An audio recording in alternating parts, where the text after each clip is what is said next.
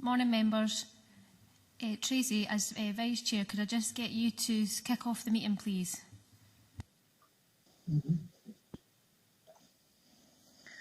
No problem at all. Let me see. Good morning, members, and welcome to this meeting of Nithsdale Area Committee. This meeting is being recorded and the recording will be made available on the Council website for public listening. Can I remind members to follow the good practice guidance, which includes muting microphones and switching off their video when you're not addressing the meeting. Should you wish to contribute to any item, you should write speak in the Teams chat function and you will be invited to speak in order about new issues. Should your question or issue be raised by a previous speaker, please withdraw your question so that we deal with the business as efficiently as possible. The usual standing orders apply, including that any votes will be undertaken by roll call. If any members has to leave the meeting for any reason, can I remind you to either leave the Teams meeting for that period of time, or you could write leave in the Teams chat function and then join. And this will allow us to monitor member presence. Today is 11th of November. We plan to observe the 2-minute silence to pay our respects at 11 AM. So there'll be an interruption to discussions a few minutes before then. Item 1, Sediment and apologies. Tracy, can you provide the sediment indicating who's participating remotely and any apologies, please? Yes, thank you. We've got 15 members present. 3 members are in person within the Council Hall at English Street, being Councillor Bell, Councillor Stitt and Councillor Nicholson. I don't have any apologies, but I've been notified that Councillor McKee may join the meeting late. Thanks, Tracy. I confirm my agreement to the participation of those members named as participating remotely. Item 2, declarations of interest. Do any members have a declaration of interest they wish to make?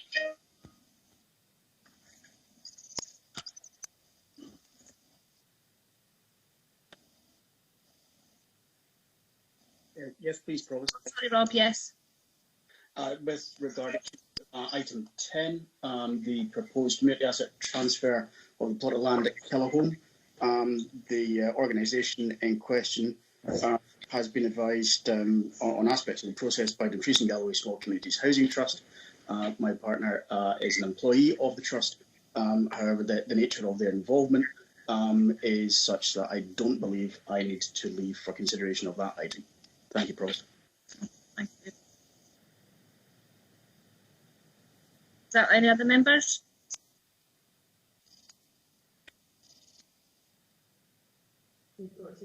Tracy. Have we got Jim back in? Would you like to take over, sir? Thank you very much, Tracy. A very appropriate time as well, a very appropriate juncture.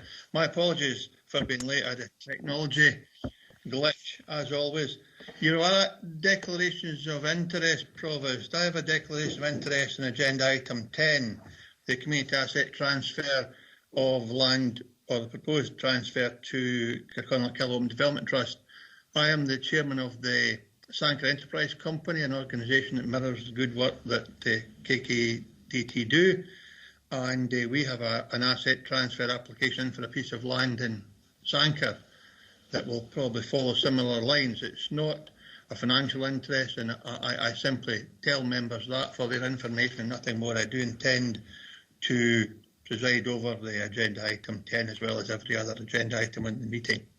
Thanks, Provost, and thanks for your commencement of the meeting, and again, apologies to everyone for my late arrival. We have the minute of the previous meeting on 9th of September 2020. Are members happy to approve this item? I don't see any request to speak, so I will take it as granted that agenda item 3 has been approved.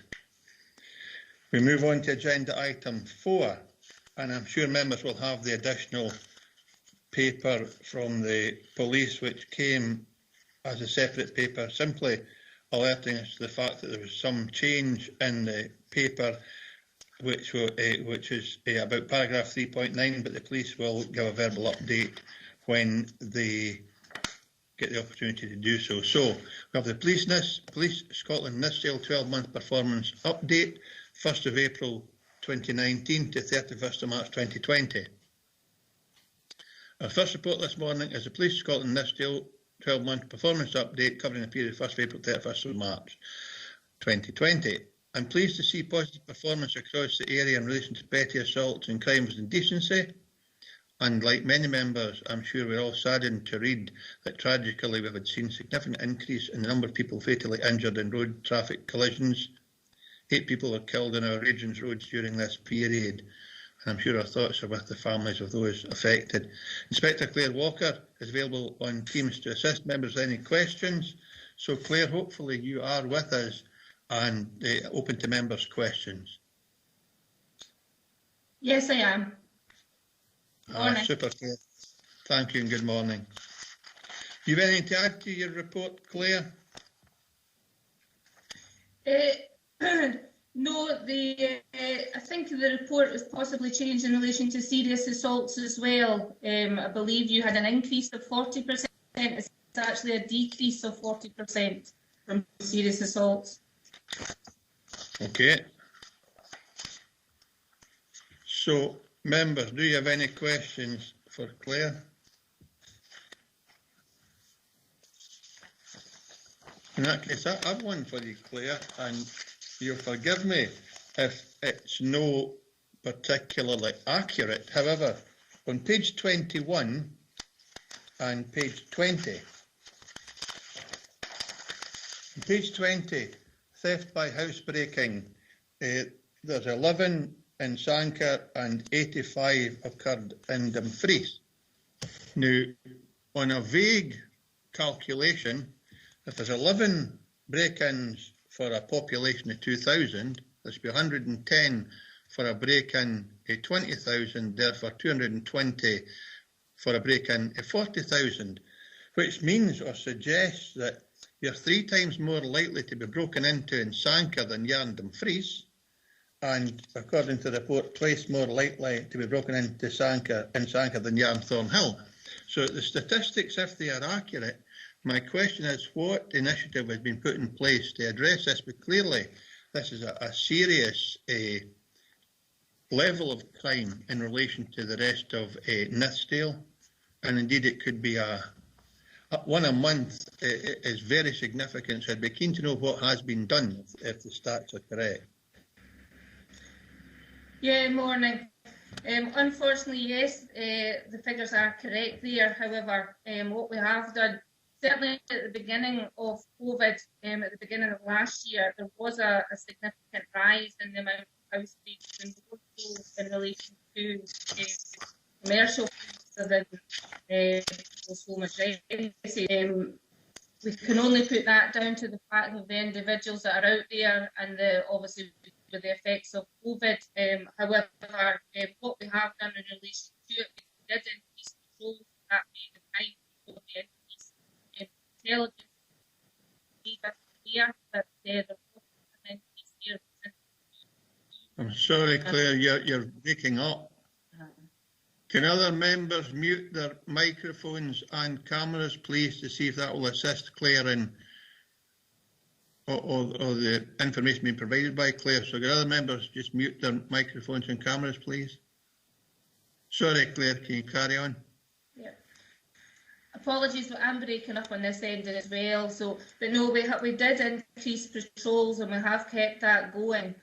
Over that period of time, we do monitor on a regular basis intelligence that's coming in, and we obviously review the housebreakings as we are getting them reported to ourselves. So we do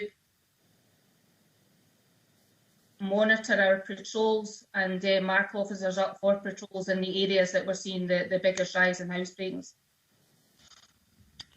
Thanks for that. And the only other question is on page 21.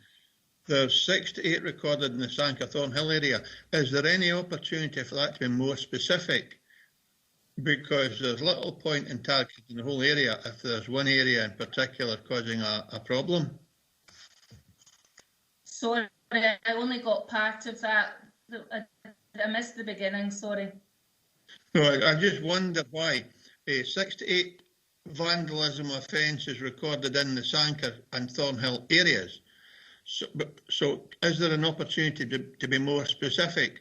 Because it's possible, or at least it could be taken from your report, that 67 of them happened in Thornhill and one happened up here, in which case you would need to focus more extensively on that. So I'm just trying to establish if there's a way, a more detailed breakdown of that particular statistic can be provided.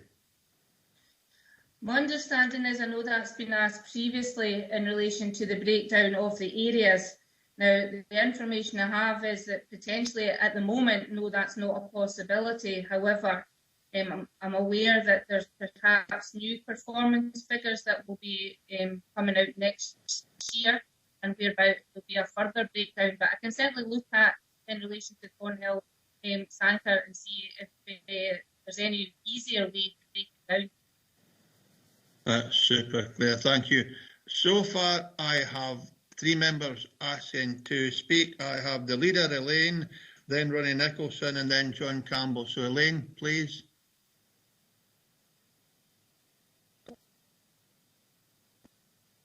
Thanks, Chair. My question was in regard of the theft by shoplifting, which seems to have increased quite significantly. And I was wondering, you do make mention of the potential travelling criminality, whether there was evidence that some of our shops are being targeted by criminal gangs rather than just, you know, sort of petty shoplifters, if you like.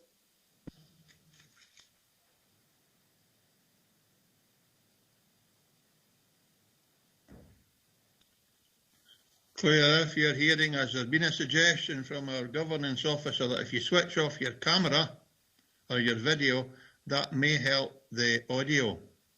Thanks, Claire, and apologies for that. Yep, that's it, switched off. Apologies.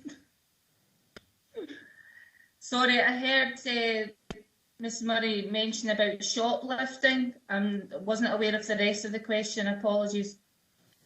That's great. I'll ask you to repeat that. Yeah. I'll just, there's been obviously a significant uplift in the amount of shoplifting.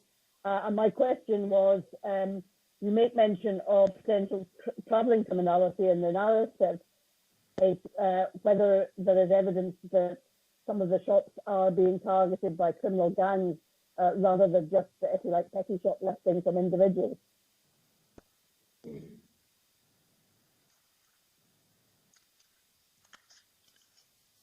Claire, are you still with us? Apologies again. I'll answer what I can hear in the question. Come back to me if I'm not answering it. So certainly, yes, the theft by shoplifters has increased, and we have had a number of persons from out with our area that have come to Dumfries and Galloway to shoplift, in particular in Dumfries.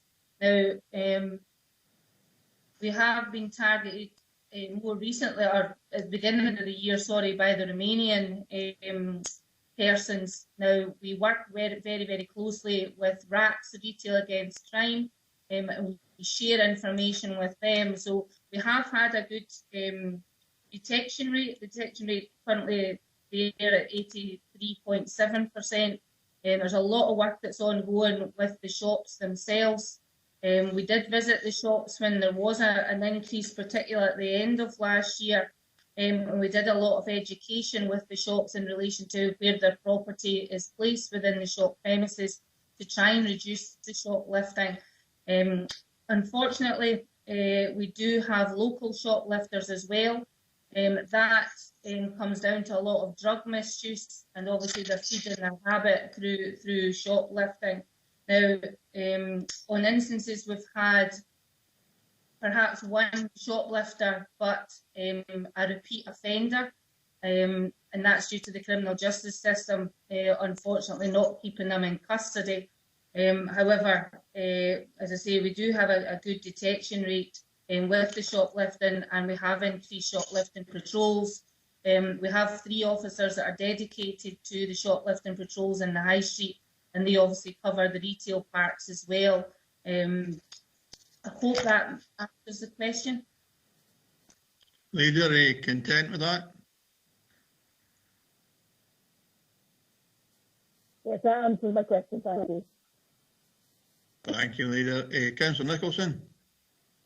Thanks, Chair. There's been a few the questions answered, but just to go back and part of your point, actually, Chair, regarding numbers and the concentration of areas where some of these offences take place. And I noticed you mentioned 2,000 population in different areas. Dumfries maybe 20,000, but again within Dumfries areas there are concentrated areas obviously that have a higher crime rate. Probably an area of 5,000 people or whatever. So it comes down to reporting that as well.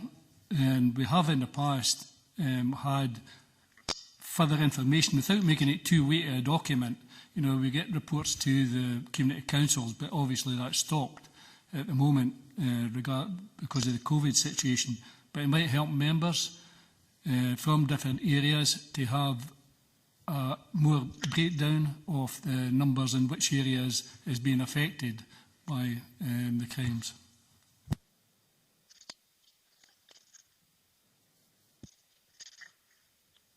Claire? Yeah, again, just as I said before, we can certainly look at that. My understanding was there will be a different report perhaps next year that would potentially break it down further. But I can certainly feed that back again. Thank you. Thanks, Claire, and thanks, Ronnie. Councillor Campbell. Thanks, Chair, and thanks, Claire, for your report. When I first read it, I thought it was a wee bit light in information, particularly around paragraph 3.6 on page 14, where members are meant to scrutinise the service performance, customer satisfaction, trend data, benchmarking data, targets and outcomes. Now, a couple of other members have already alluded to shoplifting, for example, and vandalism.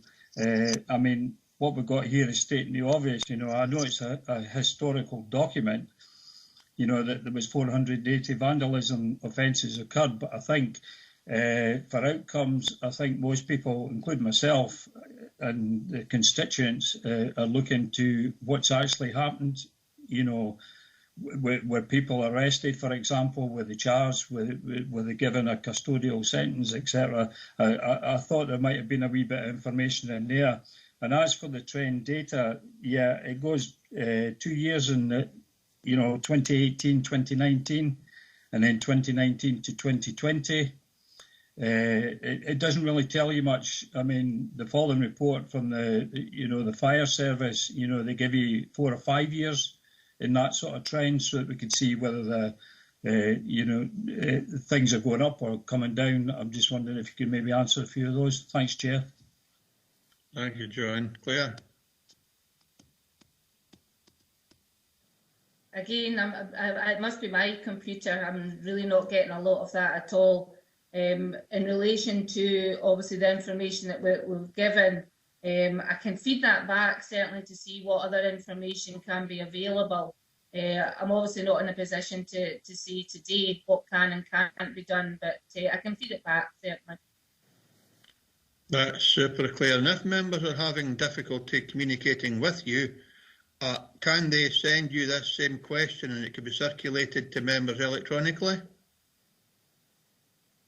Yes, absolutely. Claire.walker@scotland.pnn.police.uk.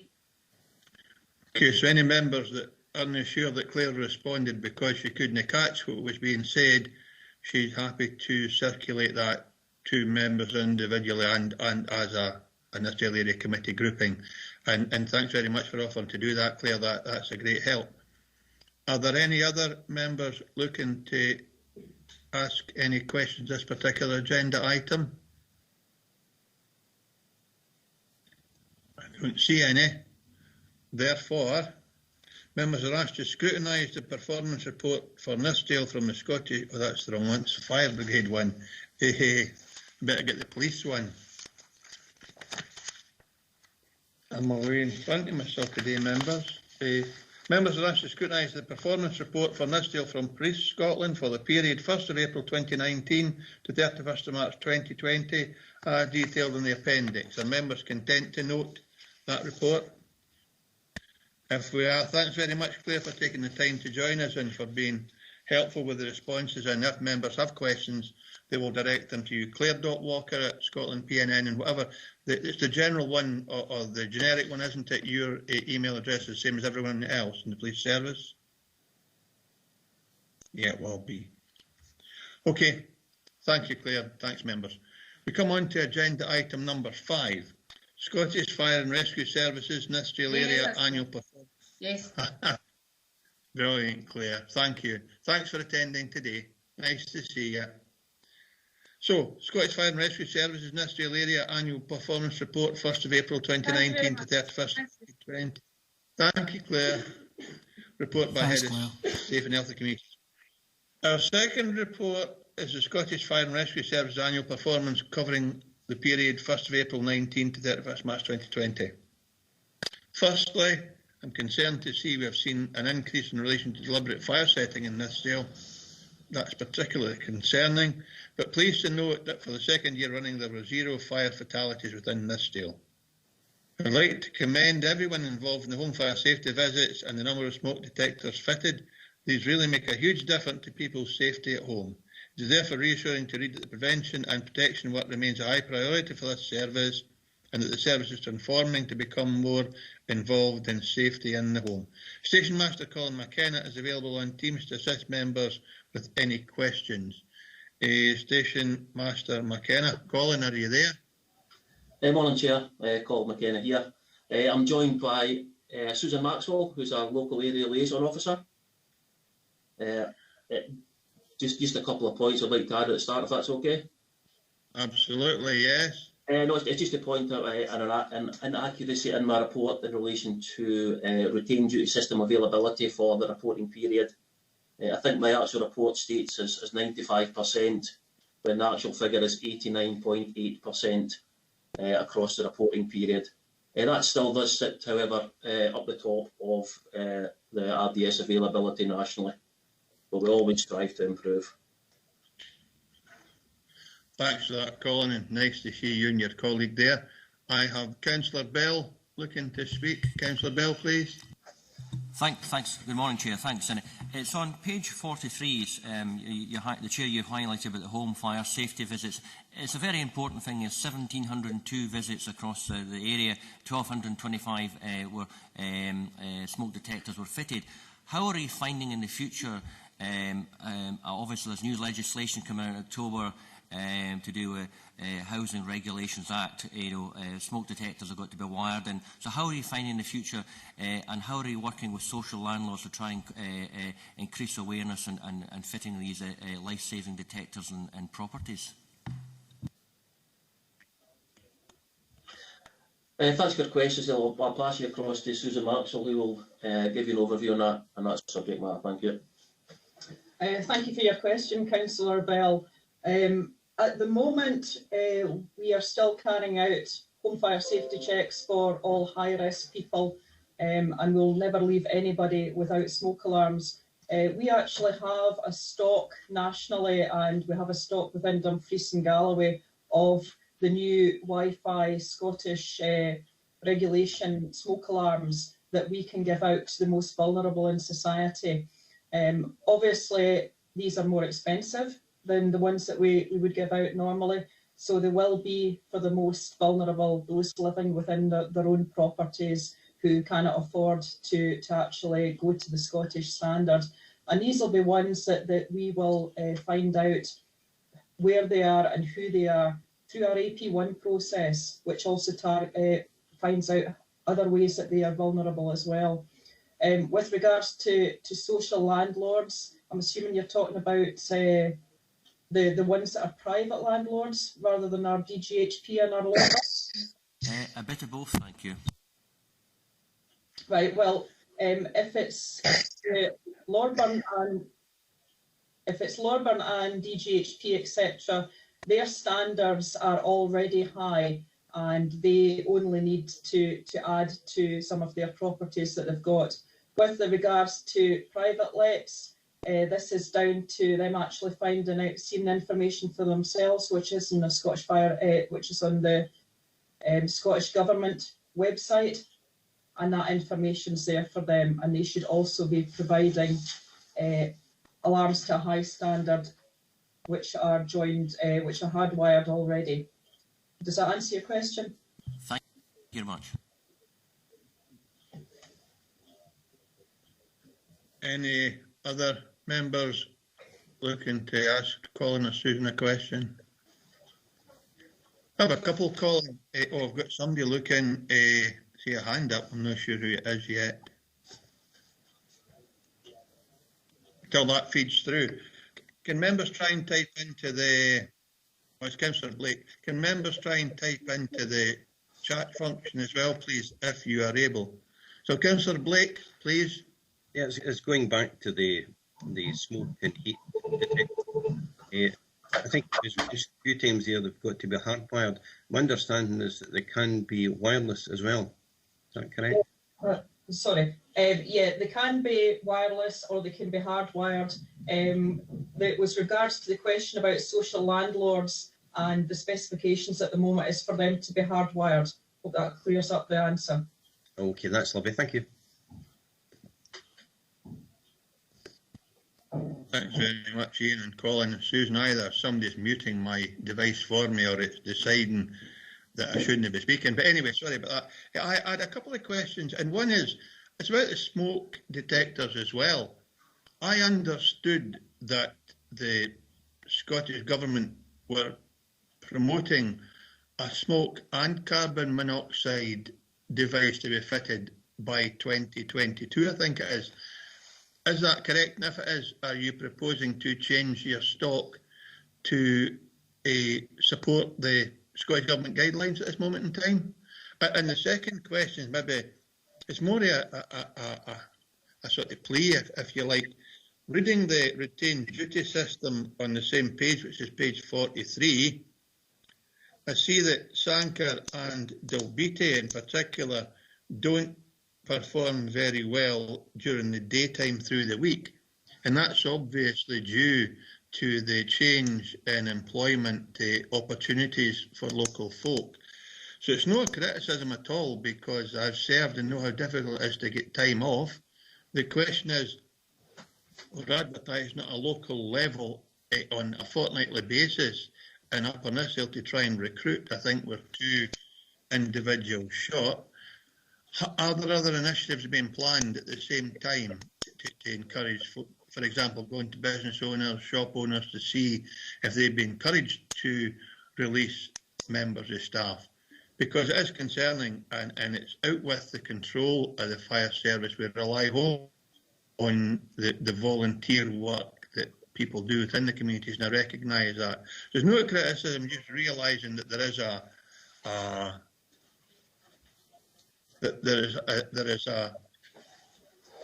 an underlying issue, shall I say, nothing more. And as I say, it's no criticism of the service nor the folks that provide cover. I just wonder how we can improve the performance in these places where it's down to finding volunteers. It's nothing to do with the training, it's nothing to do with the service. At one time we were awash with volunteers, but obviously national attitude and cultures have changed. So about the smoke and carbon monoxide themselves, and just what we're doing to try, in addition to what's being done, and I know there's a lot of work being done, to try and find new volunteers. And I'm happy with either Colin or Susan to answer that. Thank you. Thanks, Chair. I'll pass across to Susan with regards to the smoke detector side of it to answer first, and then I'll come in later on. Right, thanks for the question regarding smoke alarms. The new legislation will state that there has to be a smoke alarm in the hallways of the properties, ground floor, first floor, etc. One in the main living space, which would be probably your living room. A heat alarm as well, which would be in your kitchen, and the carbon monoxide alarm as well, part of the system. There is talk possibly of this being put back, but like I say, this is down to Scottish Government, and the Scottish Fire and Rescue Service will obviously just fall in line with this. We never leave anybody with no smoke cover, whether they be in private lets or whether they be in social landlord accommodation. we always make sure that everybody's as safe as possible when we leave. And like I said, we're led by Scottish Government. We do have a supply locally of the new alarms, which are suitable to be fitted. And as with anything of this sort of type, they will be fitted to the most vulnerable in society in our area. Thanks very much, Susan. Hello, Chair. Just to answer your question about availability, we know that recruitment is a challenge, and that's not just within Nithsdale, it's across the area, and it's also across the country, and definitely in relation to daytime availability, as you said, with the commitments of individuals to their primary employment.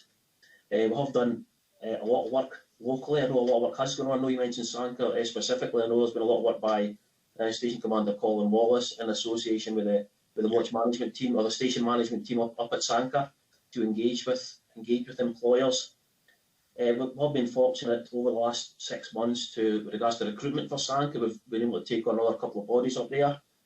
So that's seen quite a vast improvement in availability over the 6 months with that reporting period. Another avenue that we've looked at is we've got the go-ahead for the appointment of a rural full-time post for Nithsdale District. Similarly as within Stewart right at the moment, that's basically an individual who can assist with providing availability, assist with training, and carry out other additional tasks, as well as engaging with the community and building the additional relationships. So this individual starts post in January. So we're hoping that will be another matter that will assist to improve the availability. That's good news, Colin. I'm a great supporter of the fire service, so it's certainly no criticism. I just wanted to learn what we were doing to try and improve performance. I have Councillor Stick looking to speak.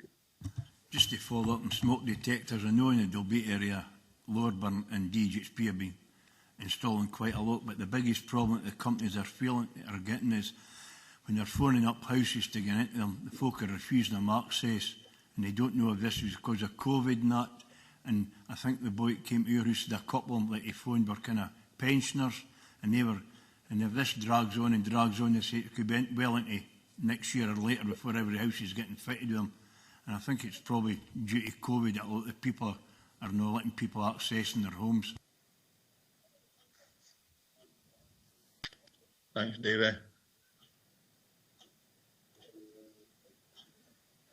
Sorry, How do you, Colin? So I was just looking at the main points from that question, Susan. Yeah. Thank you for your question. Yeah, we fully understand at this time of COVID that people are not wanting other people into their houses, especially our more elderly in the population. However, it is Scottish Government that is proposing this legislation, and as I've said, the Scottish Fire and Rescue Service can only follow what Scottish Government says. David, that suit you? That's fine, Jim. Cheers. Thanks, David. Okay. Any other members with questions for Colin or Susan? In that case, folks, thanks very much for taking the time to join us today. Much appreciated. Thanks for your report and your responses. Thanks very much indeed. Thanks, Chair. Thank you. Thank you. Members, we have been asked to scrutinise the performance report for Nithsdale from the Scottish Fire and Rescue Service for the period 1st April 2019 to 31st March 2020, detailed in appendices 1 and 2. We've done that. We've had a number of questions asked and responded to. I presume we're happy to accept that and simply move on. Thank you, members. Okay, we come to agenda item number 6. Number 6 is Dumfries Town Centre Markets, report by Head of Community Planning Engagement and Interim Democratic Services Manager.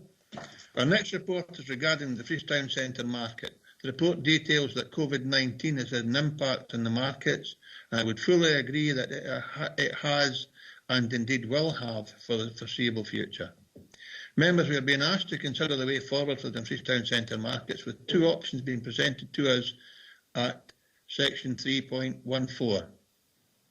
To extend the current arrangement for a defined period on the basis that the planned Trial arrangements have not been able to be fulfilled, and there are a number of related issues yet to be concluded that will have an impact on the future arrangements, or to agree that a new arrangement should be put in place with effect from March 2021, determined through a workshop and special meeting of this committee in January 2021. Liz Manson is available on Teams should we have any further questions. Liz, are you with us? Yes, thank you, Chair. And if I could just start by apologising for the late publication of the paper. It was submitted to a shared mailbox on Thursday afternoon, but we had a number of staff absences, which meant that it wasn't picked up. So as soon as this was identified, it was published and circulated. But I take full responsibility for that, and my apologies to the committee members and indeed the wider stakeholders who are interested in the contents of the report. Thank you.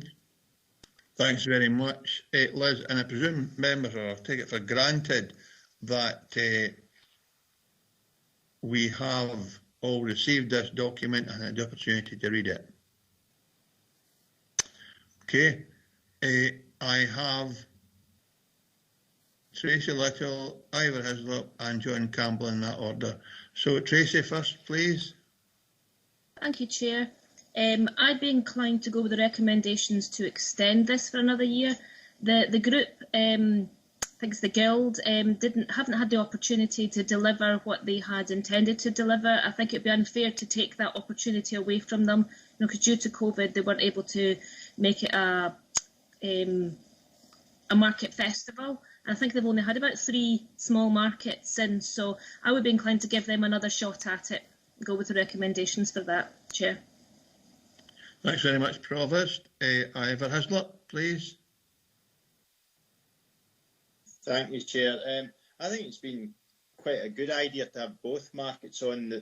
It's helped actually raise their game on both occasions, I think. It's noticeable when the market was actually allowed to switch to the Sunday about a fortnight ago. I take it that was our licensing department was able to work quite quickly there to allow that to happen.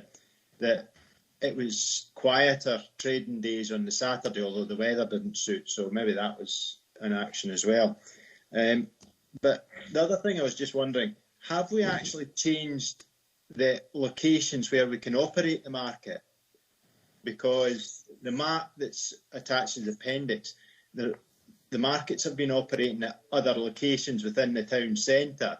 And have we actually changed that, or is this something that's been ad hoc, that they're putting stalls up in areas that they don't have the right to put them in? My understanding of the road occupancy permit is that there is some flexibility around that. But as you'll see, that's one of the issues that is coming to the Communities Committee, to get a very clear framework about the fees and charging, but also the definition of the area that is covered by the permit. So you're correct to pick that up, and certainly extending it, extending the area more formally is one of the issues that members will be invited to consider.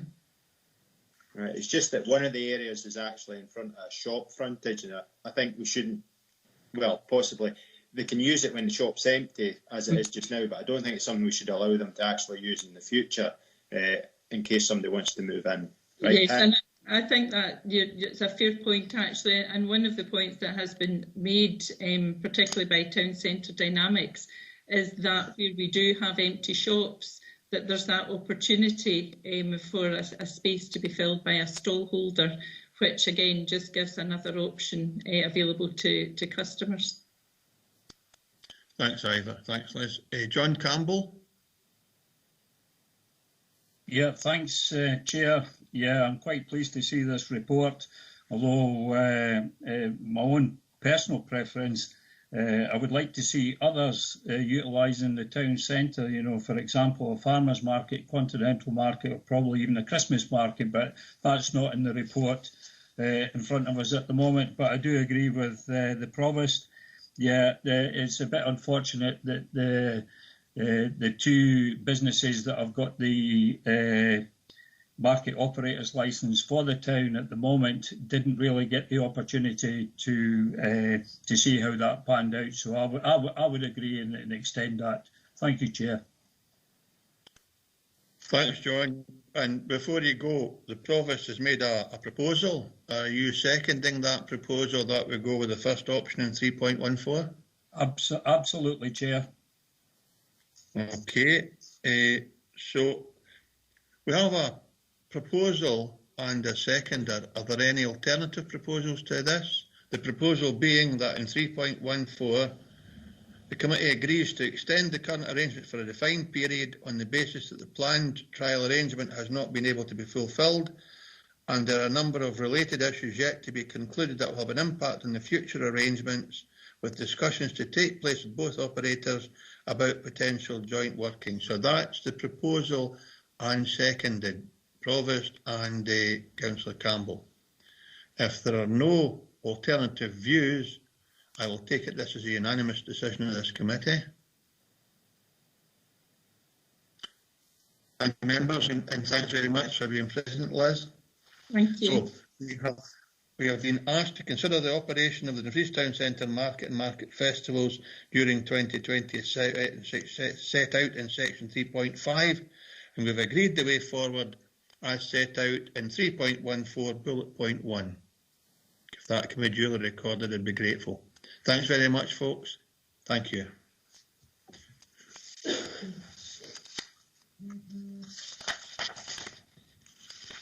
We now move on to agenda item number 7. Nithsdale Area Committee Anti-Poverty Grant Funding 2020/2021. Report by Community Planning Engagement Manager, Interim Head of Democratic Services again. Members are asked to consider the applications and recommendations of the scoring panel. There were 16 applications submitted for funding. The total amount for disbursement by this committee is £85,340. We have a recommendation within the papers, but Wendy Jesson, our anti-poverty officer, is here via Teams to answer members' questions. Wendy, if you're with us and you've anything to add to your report, just come in, please. If not, we'll go straight to discussions. Wendy, are you with us? Good morning, Chair. Good morning, members. Yes, I'm here. Thank you. I'm happy to answer any queries at all in relation to the report and the appendices, and I don't have anything further to add at this point. Thank you, Chair. Super. You will see, members, that it's a comprehensive report with Appendix 3 on page 77 being the key part of the document. I have Councillor Campbell looking to speak. John? Yeah, thanks, Chair. Thanks, Wendy, for your report. Yeah, it's a good report, and it's good to see that these awards are going to, the right places. My only concern was round about page 56. It was the Apex Scotland funding, particularly around the first sentence, where the funding will be used for the continued operation of Dumfriesshire Food Bank and will contribute to the running costs and the project coordinator's salary. Now, I've got a concern that we're just sort of employing somebody rather than sort of making sure that the 10,000 funding is actually going towards, members are just wondering if you could maybe just enlighten me on this, please. Wendy?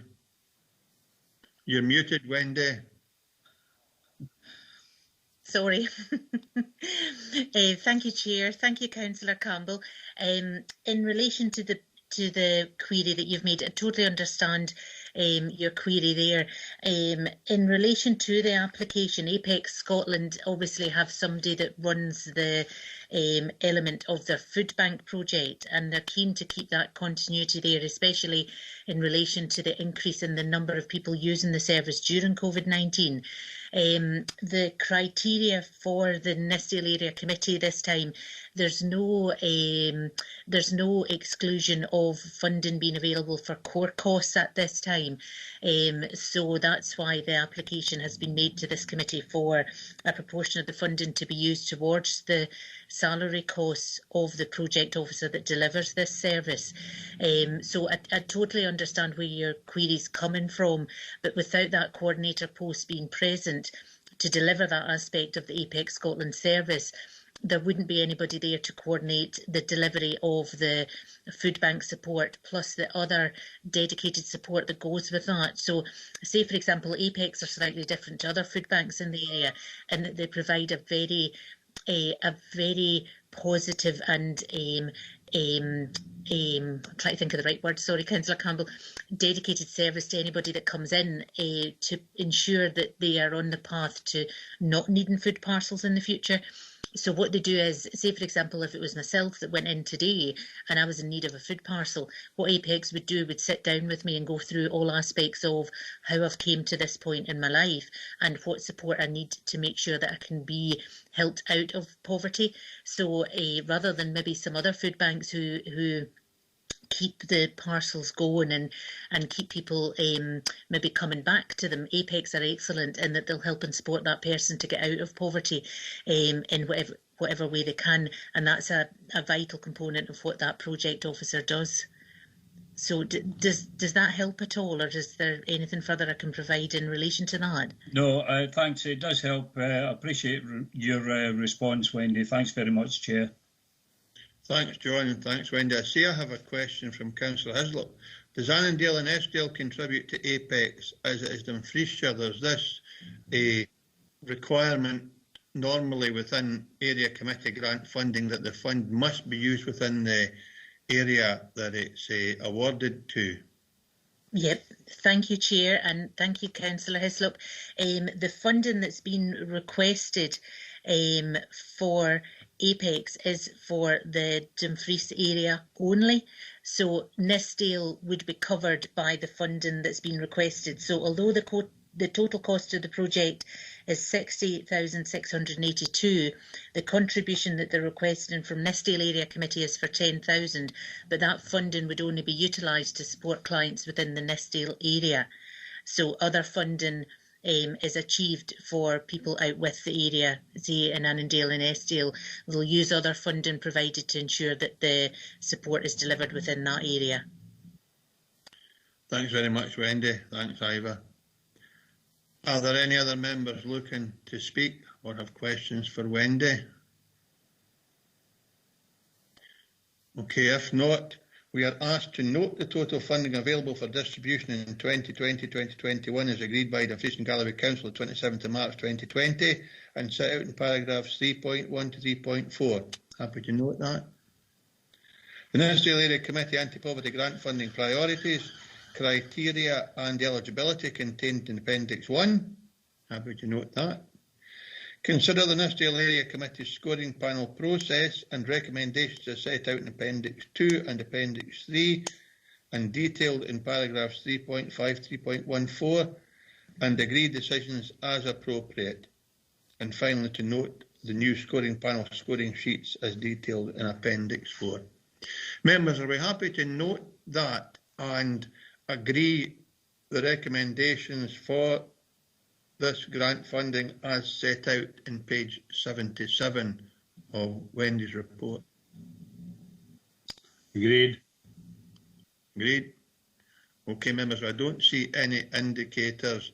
I will presume it's a unanimous decision of this committee.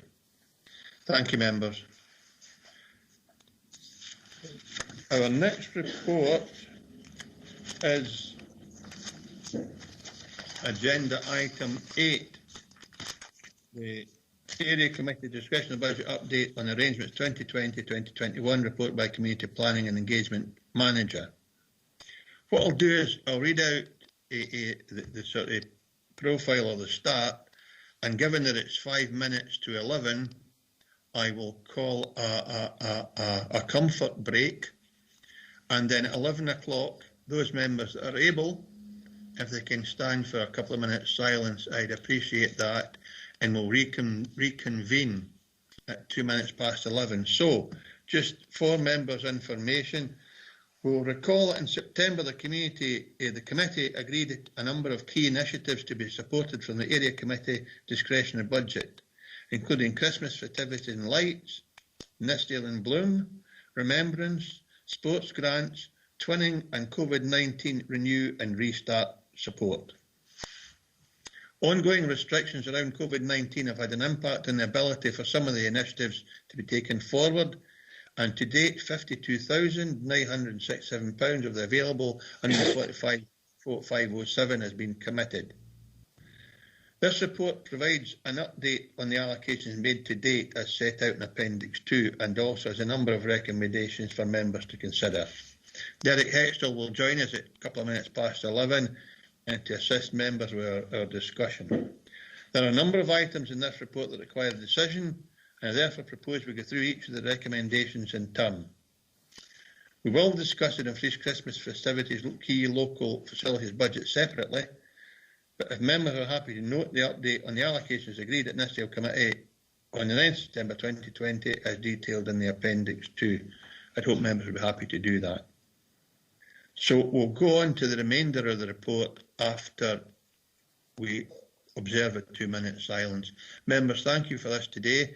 To date, we will have a recess now. We will show respect in our own ways at 11 o'clock, and I will reconvene at 2 minutes past. Thank you very much, members.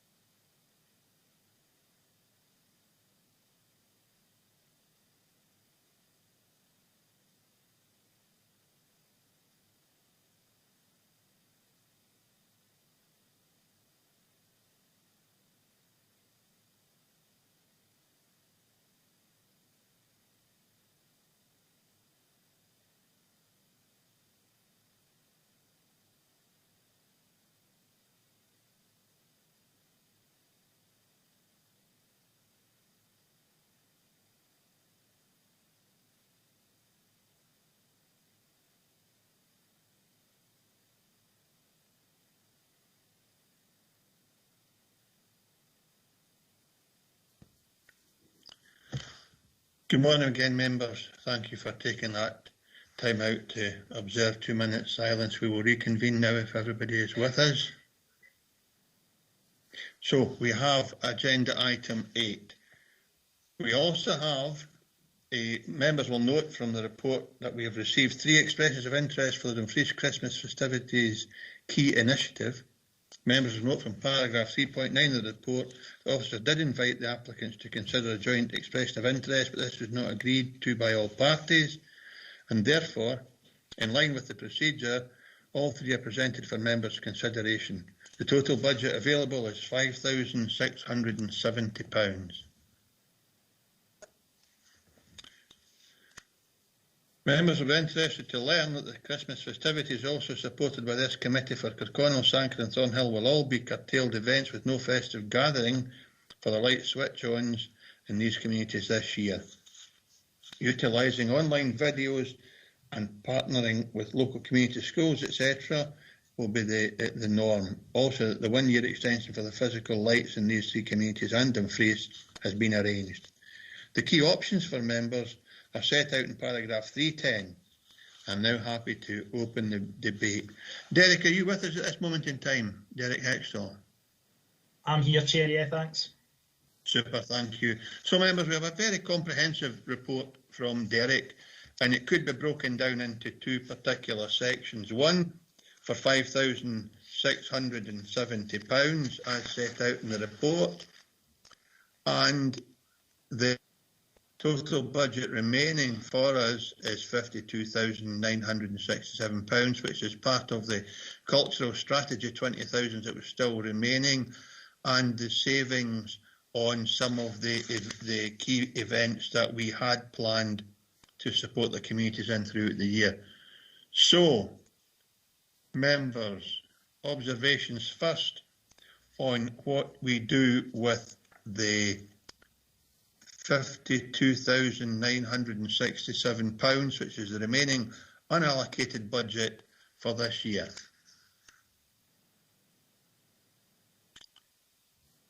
If there are no suggestions, we can move on to the Christmas festivities key initiatives discuss that, and then come back to the overall budget itself.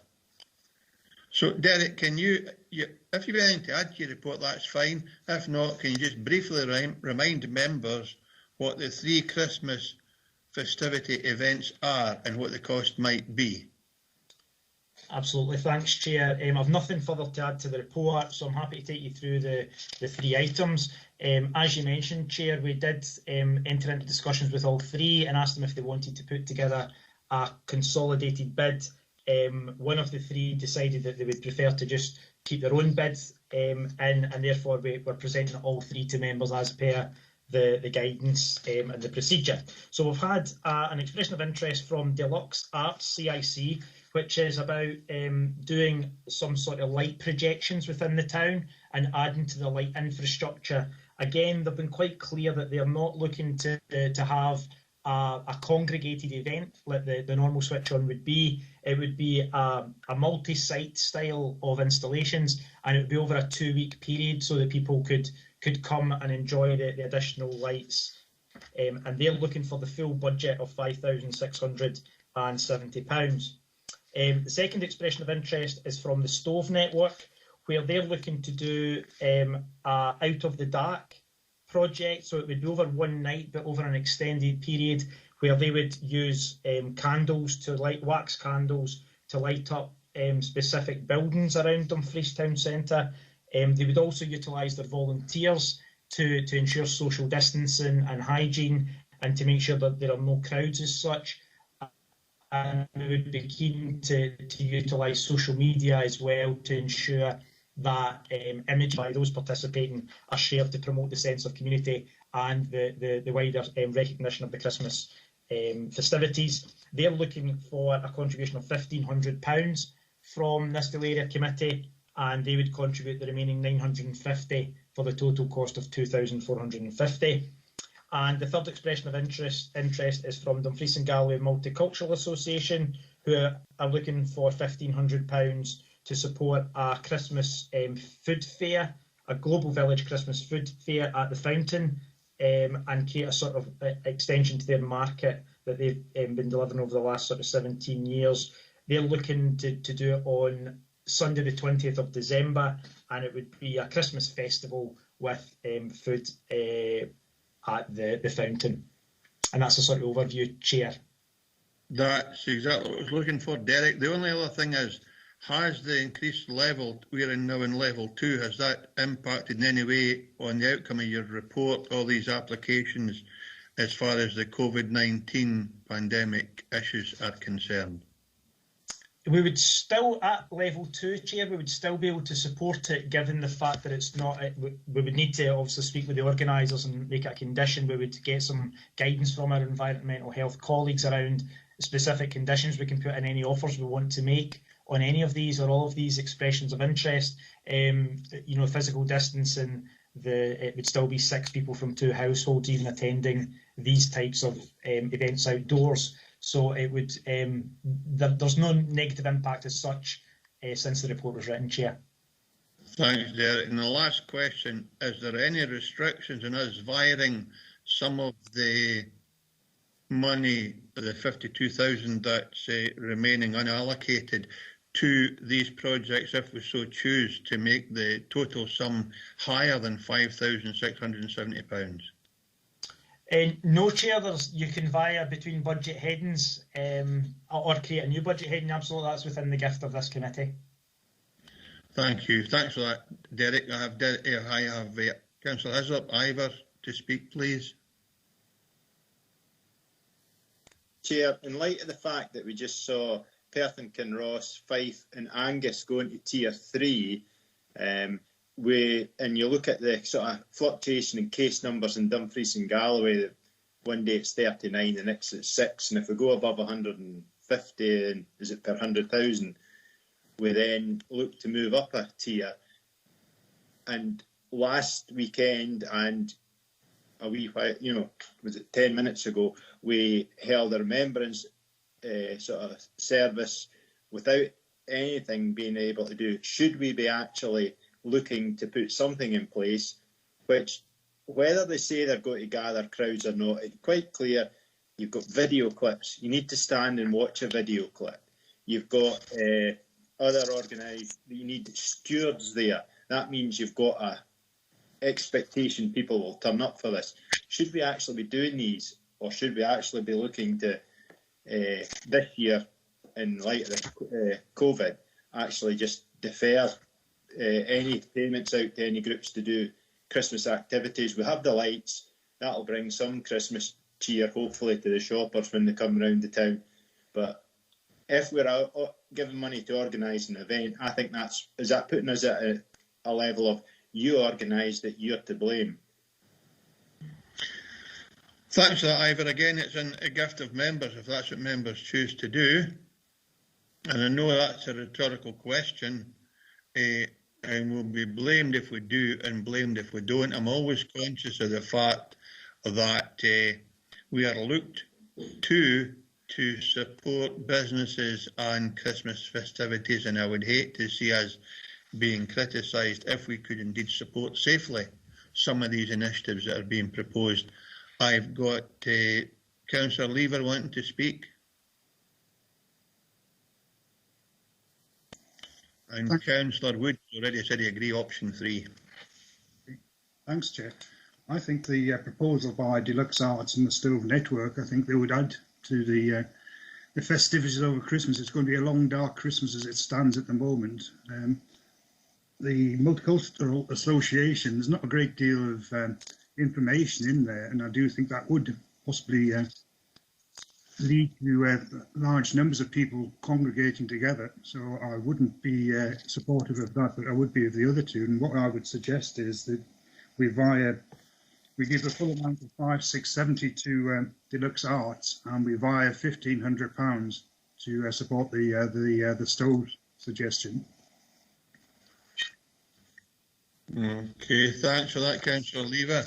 Anyone else looking to speak? Okay. John Martin, can you come in, please? Thanks, Chair. It's just a question for Derek. I've been approached by the operator. You know, he has a couple of the kiddies roundabouts in the high street. I think. What would his position be regarding this? Like, would he still be allowed to have his roundabouts or that for a couple of days, a couple of weekends over the Christmas period? Through you, Chair. My understanding of level 2 is that fun fairs are not allowed to open. So we would need to seek guidance from environmental health. Ultimately, it would be for the organisers. I think the position that we're taking is that the council are looking, or Nithsdale Area Committee, apologies, are looking to contribute towards the community's celebration. And it would be, I'd be quite happy to put your contact in touch with any or all of the organisations who, if members agree, get any funding, and it would be a negotiation between the two. But we would certainly seek environmental health and trading standards advice around the restrictions. Are you happy with that, John? Aye, thanks. Thanks, John. Okay, we've got John Campbell in the leader. John, please. Thanks, Chair. Thanks, Derek. I suppose, looking at the 3 expression of interest, there's an element of risk in all of them, and it will be for some time to come. The lights of the candle display and probably even the LED illuminations, I would imagine that most people, when they're walking up the street, they see a building lit up, you know, and they may make passing comment. I don't think they'll actually be standing there for any length of time. My concern would be around any kind of market, you know, because I've seen the market in operation in the past where people tussle and bustle to try and get to the products. So they're actually moving into, you know, the people's spaces. So it would be a concern on that one. I mean, what Councillor Lever was suggesting is having the 2, you know, light displays. I think that would be more appropriate. And if we could utilise some of the £52,000 to have both displays on the go, I'd certainly go along with that. Thanks very much, John. I've got the leader. Thanks, Chair. I agree with what Councillor Campbell and Councillor Leader are proposing. It's going to be a difficult Christmas for our businesses, and although we don't want to encourage people to congregate, the fact that something is going on in the town centre will encourage people, at least from Dumfries and Galloway. It may be that nobody can travel in from anywhere else, but people from different parts of Dumfries and Galloway will be attracted to come in and have a look to see what was on in the town, and then may use some of our businesses. Hopefully we'll do some shopping, hopefully use some of the town centre businesses. So, I'm in favour of having something going on. It's not going to be a Christmas. We're not going to have the big light switch on that we normally have. We're not going to have that type of event, but I think we should have something. And I think both the stove and the deluxe proposals have merit and would help to lift people's spirits at what is probably likely to be a very depressing time of year. Thanks for that, leader. I've got Ronnie Nicholson, then the Provost, then David Stitt. Thanks. Just to support Councillor Leader and the leader and other councillors that have said about the light shows. We've had light shows in the past up the High Street, and I've never seen anybody congregating. I have seen people looking at it in the way past, and it gives them that warm feeling, that something's happening in the town. So I think that's important we do as a council promote them kind of events as such. I think on John Councillor Martin's point about a fun fair, it's not it's in the response from the officer. It's not a fun fair as such. I mean, this has been happening every week up the High Street at the moment. People don't congregate in great numbers, and it's the operators aren't seeking funding from any kind of council funds, and there's full COVID safety measures in place at the moment. So it's not a fun fair as such, even though a fun fair to me is a fair down the sands, if you want. It is individual, kiddie ride and a bouncy castle type thing that's there. But if that meets people's needs up the town and brings people into the town, but not in great numbers, and to support businesses in the area, I have no objections to that type of event either. So I'm supportive of what Councillor Leader says, and if we can support the funding for these two events that is mentioned, and the rest of the money goes over to the following year, that's fine for me. Thanks, Ronnie. Provost. Thank you, Chair. I'd like to echo my councillor colleagues in support of Councillor Lever's proposal to utilise some of that other funding and support both of those two, lights and candles. But as we're talking about utilising some of that remaining funds, I'd like to ask Derek, have you received any other approaches or aware of any organisations or individuals that are needing additional funding for their Christmas lights situation, festival, whatever, that's going to be happening around Nithsdale? Known recipients of already funding or new ones that are requiring, or someone needing a top-up. Are you aware of anything? I have had an approach from the two community councils. Obviously, for the Christmas festivities in Sanquhar, Kirkconnell and Thornhill, we partner up with the community councils, and the community councils in Kirkconnell and in Sanquhar have been in touch around to see if there was any funding available to replace the lights that go on their Christmas tree. I understand Kirkconnell are getting a new Christmas tree because the lights are too heavy for the Christmas tree that's there, the live Christmas tree. So the community councils did make an approach, but at that time, obviously we weren't open for expressions of interest for those particular funds. There was no funds available, so that is a consideration that members may neatly choose for some of the underspend from the infrastructure budget if members wish. Other than that, though, Councillor Little, I've had no other expressions of interest. Thanks, Derek. I think... sorry, carry on. Oh, sorry, Jim. I just think that we're utilising some of these funds. I think it is good that Councillor Lever's proposal, but I think there may be some other interest that needs a little bit of top up as well, just to get that little bit of Christmas when we've got so little Christmas spirit at the moment. Thanks, Tracy. It's a good thought, but I fear that at this late date, by the time we get out information, invite expressions of interest, assess them with a meeting again, I don't think it would be a practical way to go forward, but it's up to members. I'm absolutely in members' hands. I've got David Stitton, then Councillor McKee. Thanks, Chair. I'm just echo what most members have said. I'm quite supportive of the first two expressions of interest, and what Ronnie said, I'd be quite willing to propose that we carry the remaining budget over to 21-22, because hopefully into next year COVID might be easing and there might be a lot of other organisations in the future could come in for some funding. Thanks, David. And Dave McKee. Aye, thanks, Chair. I agree with what Jeff's saying, but my question is this lighting to be up on the main streets the same time as the council's Christmas lighting? And if so, how's it going to be seen and that type of thing? I've got problems with duplication. That's my issue. Can you address that for us, please? Derek. Yeah, Councillor McKee, the proposal is to add value to the lights that are going to be up the high street and utilise empty shop buildings and such like.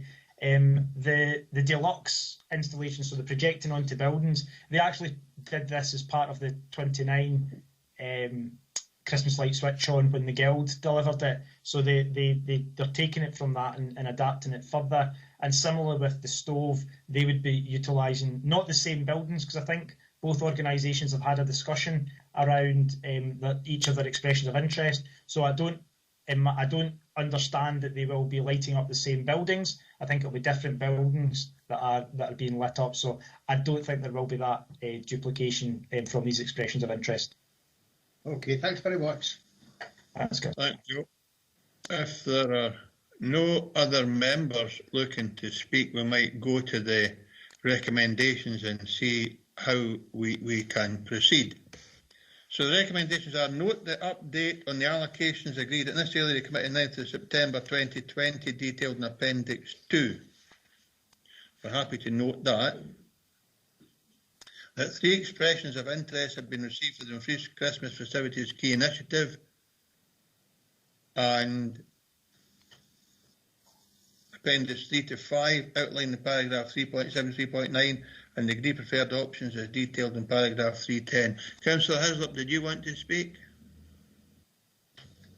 Chair, I would like to move that we actually don't award any money for the Christmas festivities, in line with the Tier 2 rules, which are that we do not actually have any events. They are not permitted unless they are drive-in events. Or are we opening the high street up to cars?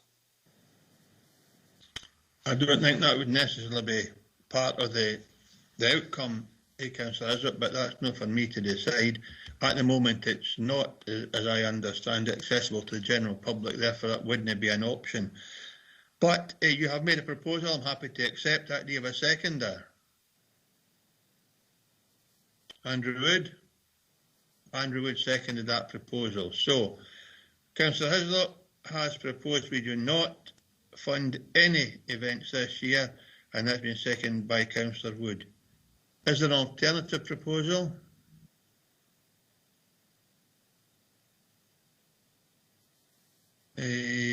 Councillor Lever?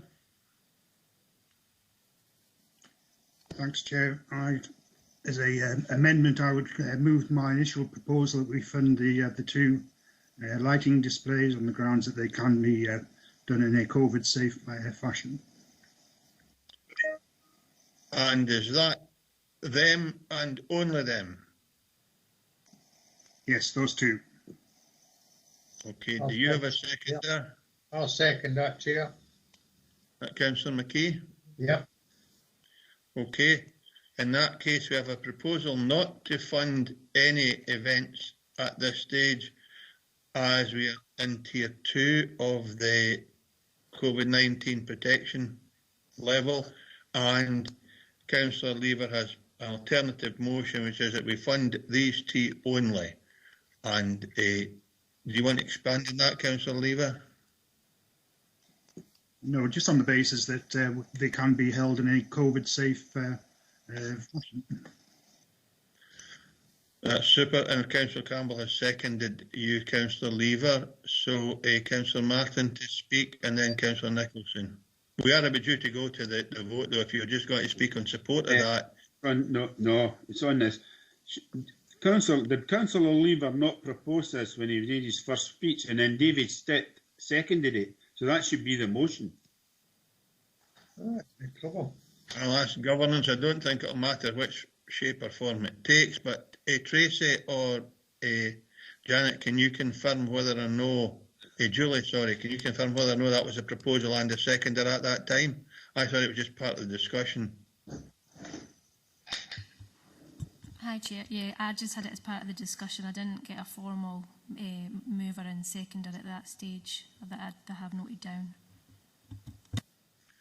I'm happy to accept that it was intended in that way, but it didn't happen. So we'll carry on with the motion being Councillor Hislop and the amendment Councillor Lever.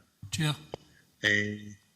Brian Nicholson. Yeah, it was just for some clarification on, Councillor Hislop's motion. And it was talked about COVID events in Tier 2. This is not an event as such; it is a display of lights. So therefore, I think it's quite safe to do so in a COVID manner. And I'm quite sure officers wouldn't allow anything to go ahead if it wasn't COVID compliant. Thanks for that, Councillor Nicholson. I'll get clarification at the end from Derek or from governance. Councillor Wood. Thank you, Chair. Just very concerned about this. Are we breaching Scottish Government rules that clearly state that we must not encourage gatherings? I would like that clarification before we go to the vote, because I do not believe it is competent what Councillor Lever has put forward. I will seek governance, but it's quite clear that these lights have to be on the building for a week, so I don't imagine there'll be a gathering to look at a lit building during any period of time within that week, but I'm happy to seek governance advice before we progress. I have one more speaker, and then I would hope we would be able to come to a clear decision. I'll ask for Derek's advice, I'll ask for governance advice, and then we'll go to the motion. The motion being Councillor Hislop and Wood, and the amendment being Councillor Lever and Campbell. So, Councillor Hislop, please. Chair, I've decided better not to say anything. Okay, thank you. Okay, I'll go to Derek Hextall first before I seek governance advice. Derek, in your professional opinion, is it competent to support these two projects, given that they do not propose to have gatherings, they indeed propose to have a display that folk can view whilst going about their daily business? Thanks, Chair. Competence would obviously be for elected members to determine and for governance to give you that advice, but certainly from the expressions of interest that have been submitted, we would seek some clarity from Environmental Health just to give the organisers some additional information and support, but there's nothing from within the expressions of interest that would suggest we can't support them. As Councillor Nicholson suggested, these are displays, they are not being proposed as the normal events, and when we requested the expressions of interest, it was quite clear that we weren't looking for large gatherings to be organised. These are more to brighten up the high street during the Christmas period. But maybe if governance wants to give you some particular advice on the competence. That's great. I've only one other question for you before I ask governance. Presumably that we will be able to stop, if we agree these two actions to take place, if the level of security is up to level 3 or level 4 or level 5 by the Scottish Government, we will be able to seek advice at any time and cancel these events if, in professional opinion, they should not take place should the COVID risk go beyond where it is at this moment in time.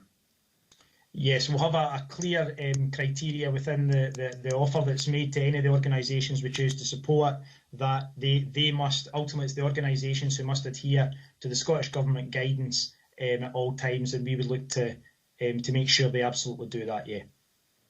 Super. I was going to go at governance, but I see Ryan Nicholson wanting back in again. Councillor Nicholson? No, it's just I think you've made the point, Chair. You know, this isn't an event; it's a display. And if we cancel light shows in a building, then we'll be cancelling Christmas lights at the High Street as well, as that comes into the same category. Okay, thanks for that, Councillor Nicholson. Tracy, governance advice. Are both of these motions competent?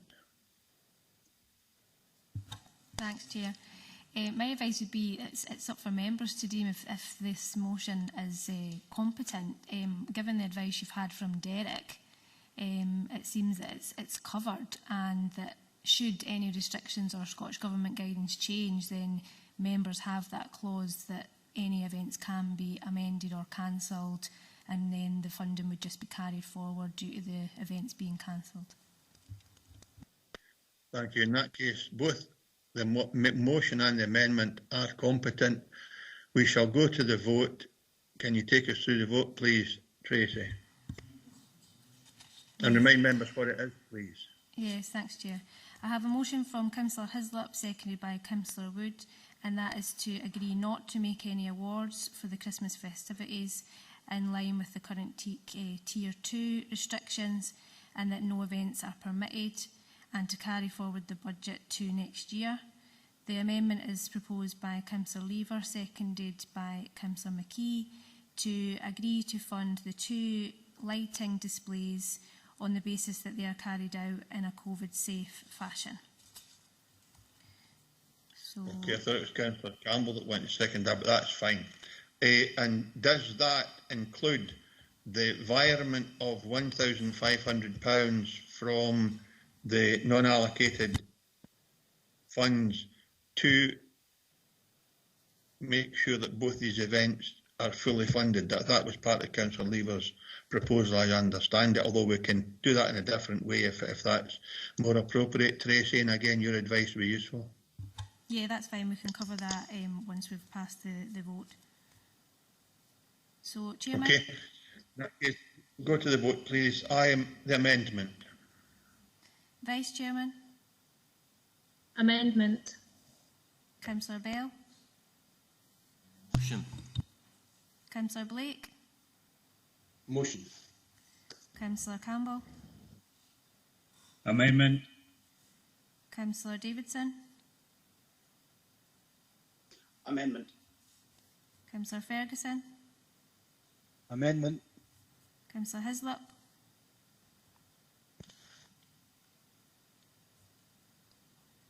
Motion. Councillor Johnston? Motion. Councillor Lever? Amendment. Councillor Martin? Amendment.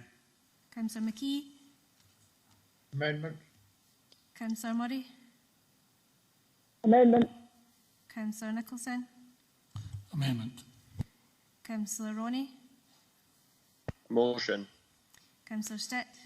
Amendment. Councillor Wood? Motion.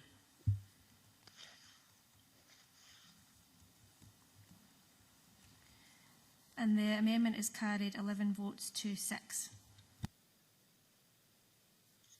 Okay, so we'll go to the recommendations, members. Hopefully that will tidy up the remainder of the process today. Recommendation 1 is to note the update on the allocations agreed at Nithsdale Area Committee on the 9th of September 2020, detailed in Appendix 2. Members happy to note that? That's an okay. 2, that 3 expressions of interest have been received for the Dumfries Christmas festivities key initiatives appendices 3 to 5 outlined in paragraph 3.7 to 3.9 and agree preferred option as detailed in paragraph 310. And for that we have a proposal from Councillor Lever fund 2 of these events and via £1,500 from the remaining unallocated budget to cover the cost of both of these 2 events, meaning that the Multicultural Society application will fall. Is that agreed? Agreed. Thank you.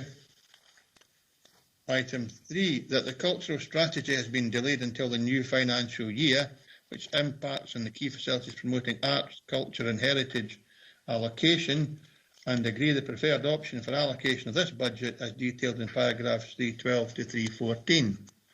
And again, it has been suggested that the remaining overall budget, which is now Derek will make sure that I'm doing this right, is 51,467 in total. That will form part of the overall budget carried forward to next year. That was a suggestion from a number of members from the floor. If there are any alternative proposals to that, please let me know. Agreed. Okay. Councillor Hislop looks to speak. Ivor, please. Just to check, now, I can't remember if the budget process is the same. Are we allowed to carry that forward, or is it only up to 1% of your budget or something that you're allowed to carry forward? It's just a clarification so that we don't lose the area funding.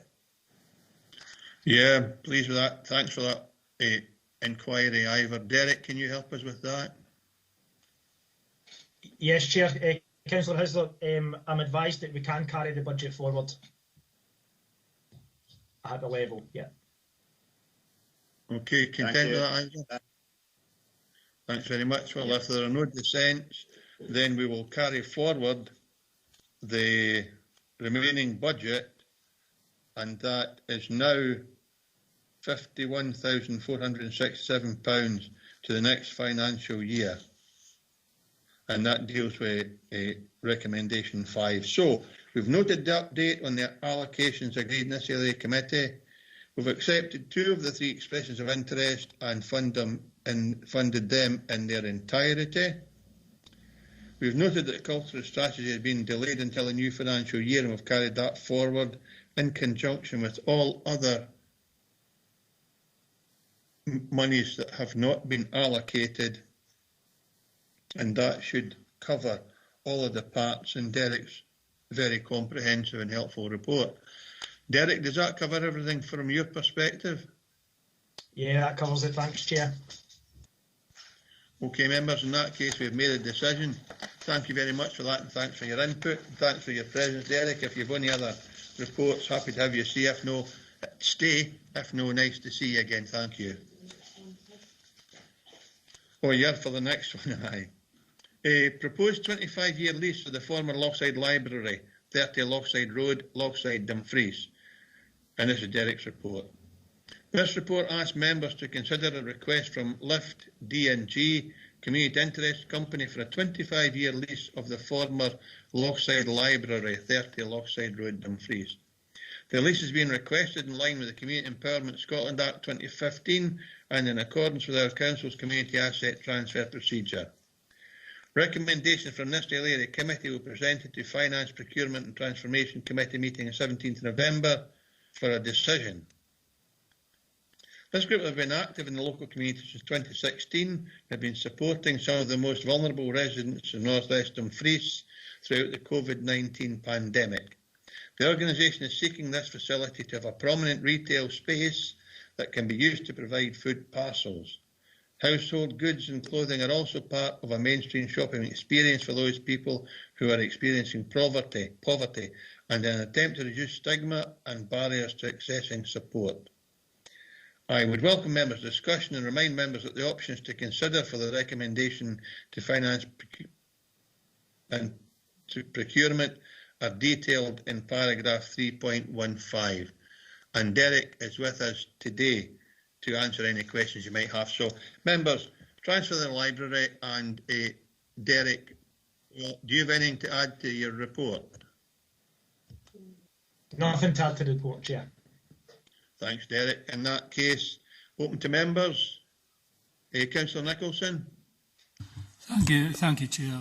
I'm very happy to support this lift. It's been a very dynamic organisation in the area, and they've had a really positive impact on the community on North West Dumfries and Lochside since they've started up in 2016.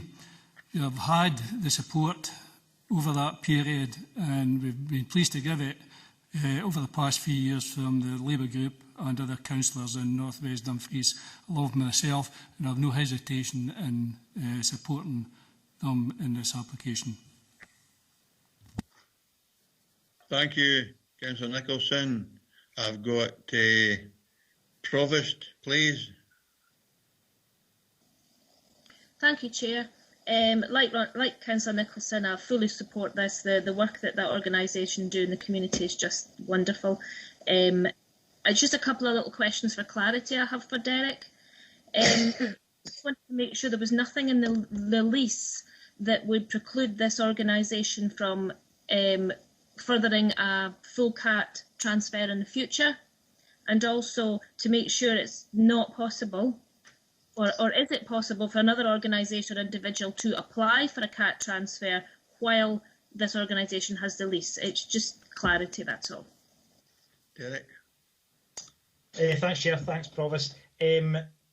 So within the lease, we would be able to include conditions that would not preclude them should they wish to progress a full asset transfer going forward. Now, members will note within the report 3.6 of the report on page 108, the organisation isn't actually a community transfer body, and it's only community transfer bodies who can make a community asset transfer of a facility. However, our council procedure does allow for this type of organisation to enter into a lease. The organisation is looking at its governance structures at the moment and sees the benefit of developing itself into a community transfer body. So it would be a two-tier scale it's looking at, but it hasn't managed to get to that stage yet. So we can certainly look at the lease to make sure there's nothing that during that 25-year period, should the organisation wish to take on full ownership of the facility, that it can certainly put in an application to do that. And on your second point, where you're asking, is there, because they are not a community transfer body and it's a lease, is there potential that another organisation could put in a CAT application? No, there would be security for the organisation during that 25-year period that the council has gone through the asset transfer process, and therefore it wouldn't be on the market for others to submit a similar CAT. Hope that answers your questions, Councillor. That's great. Thanks, Derek. Thanks, Provost, and thanks, Derek. Councillor McKee, can you switch off your screen share, please? It's causing havoc with the rest of the members on the committee. And I've Councillor Hislop, and then yourself, followed by Councillor Campbell. Switch off my what? Your screen sharing, whatever that means. Tracy has identified that it's you. I've not got my camera on. I've only got the microphone on and my hand up to speak. Can you press the button skip, please? Or stop presenting. You've got a button that'll say stop presenting on it. Oh, aye. Press it. How's that? Well done, it wasn't you after all. You're just trying to say you're innocent. Yeah, I'm not just a pretty face, Jim. And I've still got enough to speak, remember. Well, I'll leave it with that. We've got Councillor Hislop, and then yourself, Councillor McKee. Okay. Thank you, Chair. Happy to support the transfer on a 25-year lease. Is that based on the, what is it, tenant is responsible for all outgoings, repairs and decoration, business rates and insurance? Is that based on that valuation, or is it based on that we would repair? Derek? It's based on the council keeping it wind and watertight, yes. So as Councillor explained in his first statement there, it'd be wind and watertight only. Thanks, Ivor. Councillor Screen Share McKee, please. Thank you, Chairman. No, just to support what Ronnie was saying, as it says in the papers, they've been working for a few years now, and they were in the community centre. But there's other groups using the community centre as well, so they run out of space. So it made sense for them to use this facility that's been sitting empty for a while. So, as Councillor Nicholson says, we've got full support for them, and they're doing a good job, and we've got just to help them keep going. Thank you. Thanks for that. Okay, it seems then that it's a unanimous decision. So we are asked to consider and agree the Lift D&G C1C Stage 2 application and business plan Appendix 2 for a 25-year lease from the 1st of January 2021 to 31st of December 2045, the sum of £1 per month for the former Lochside Library, 30 Lochside Road, Lochside, Dumfries. So the preferred option recommend to finance, procurement and transformation is that we agree this, with the view of all members. Agreed. Thank you very much for that, members. Thank you very much indeed. We next come to a proposed asset transfer in my ward, which is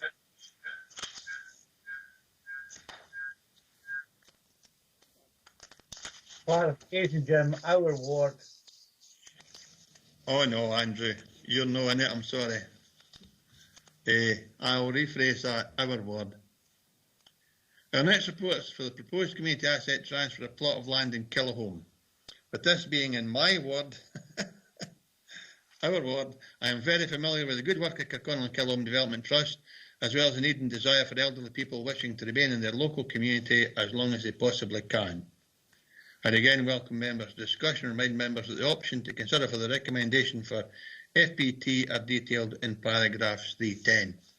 And members, I am very familiar with the work of this organisation. They're partners of the Dumfries and Galloway Council. They have delivered an accessible play park. They do a tremendous work in fair share supporting the whole Upper Nithsdale area. They're a very professional and well-run organisation, and I have every confidence that every project they take on, they absolutely complete. And the only other thing I will say is that there is a figure of £46,000 allocated to the value of the land. But given this group are looking to build 5 houses, I'd like to refer to it more as an investment by the council of £9,200 per unit.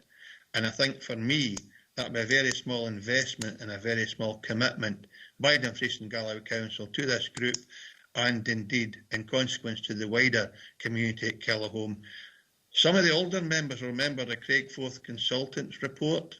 It slated Upper Nithsdale and said that there would be no need for any new houses in the future or foreseeable future. That, in my mind, is absolutely wrong. That is well outdated. There is a need, an identified need, and this will probably be the only way that this can be delivered, because social landlords, I doubt, will be keen to do this. So it's very much in our own hands to do this job, and I would be enthusiastic in supporting this. It is our Fiona Daubney's Ward Manager's report. So Fiona, do you have anything to add to your report? Nothing further to add, Chair, but happy to take questions. Okay. So Fiona's happy to take questions. Any members looking to speak? Councillor Campbell. Yeah, thanks, Chair. Thanks, Fiona. Yeah, happy to support this proposal. It looks like a very interesting and worthwhile cause. The only question I've got is, although the land's probably worth at the moment 46,000, if this group were to sell on the land, is there a potential for clawback for some of that money? You know, it's like gifting somebody £1, you know, a piece of property for £1, and then you know, selling it on for the cost, you know, the extra cost. I would be very disappointed, John, if this group did that, but if we could write something in, we could agree that. I think we need to... Microphone, Fiona. All right, so sorry, I will mute mine. I'll mute mine and let Fiona respond to you again, but I'm quite sure, I'm confident Fiona will be able to write something into that document that will protect the council's position. So I'll mute my microphone and let Fiona reply again. Thanks, Chair. That's us now? Yeah, that's us now. Yeah, I'd be very disappointed, John, if any group did that, but in particular this group. I think there would be community outcry for a start because people are waiting on this project. However, we could write something into the recommendations. Thanks, Fiona. Thanks, Chair. Thanks, Fiona, and we'll ensure that is the case if we agree to progress this or provide our endorsement to the Finance, Procurement and Transformation Committee. Of Councillor Hislop and then Councillor Wood. Thank you, Chair. I think this is quite a good idea, taking a piece of land and actually putting it into a use that could be beneficial to the community. I'm just wondering if they would like to come down to Dumfries, see if there's any bits they could advise the council on that we could actually start building kind of housing or something on that would be beneficial to our area. So I look forward to this one in the future and seeing the outcomes. Yeah, it would be, I mean, we don't want to lose a very good organisation that we've got working hard within the community, but I'm sure they would help you to set up a similar one if you were so inclined. Councillor Wood. Thank you, Jim. I thought you were ignoring me yet again, but I'll let you away with that. No, it's just really to support yourself in your opening statements. They are a fantastic trust. We have a further trust down at Closeburn called Leaf. They are doing exemplary work, exactly the same as the KKT. This is important because what it does is it actually gives local communities the opportunity to retain Indigenous populations within their communities. I really commend it to all the members. So well done, and thank you, Fiona, for taking this forward. Thanks very much, Andrew. I'll try and not to ignore you. It just seems to be that I always do that for some strange reason. I've got Councillor Nicholson, then Councillor Ferguson, please. No, it's just and Councillor Hislop, I support his thoughts entirely, and I would suggest maybe Parkhead, Noble Hall area as a starting point. He maybe knows what I mean. Thanks for that, Ronnie. There's now a number of enthusiastic members, which is really encouraging. I've got Fiona wanting to just respond to some of the things that are being said, and then I'll carry on with the members as listed.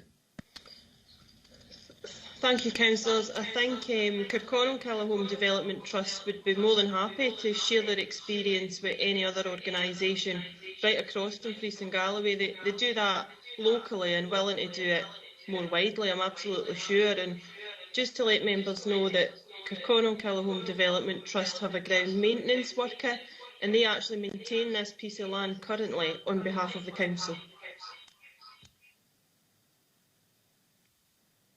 So there you go, another good example. This organisation working in partnership with us and with DGHP and Home Group, and they do set a very high example and a very high standard, and I'm sure it's something we'd all want to copy if we could. I've got Andy Ferguson and then Councillor McKee. Andy, please. Thanks, Jim. I know this report was written and this has been in the pipeline for a wee while, but the whole development actually meets the essential criteria set out in the IGB's Housing with Care. And it's the way forward. It's the way to keep people in their own community without taking them out and down into. So I kind of back this enough. This is exactly the kind of thing we should be doing. And I believe we're actually looking at other sites across the region. It's not just them. It's quite a number of sites right across from Langham to Galloway. Yeah, this organisation have led the way in many initiatives, and we would do well to follow their example. One of the things they are is absolutely community-based. And sadly, at the moment, folks sometimes have to move out of Kirkconnell because the type of housing that's available is not what is needed in today's climate with the ageing population we have. So I appreciate your thoughts and your observations, Andy, as I do everybody else's. Councillor McKee, please. Yes, thank you, Councillor. I quite agree with the proposals.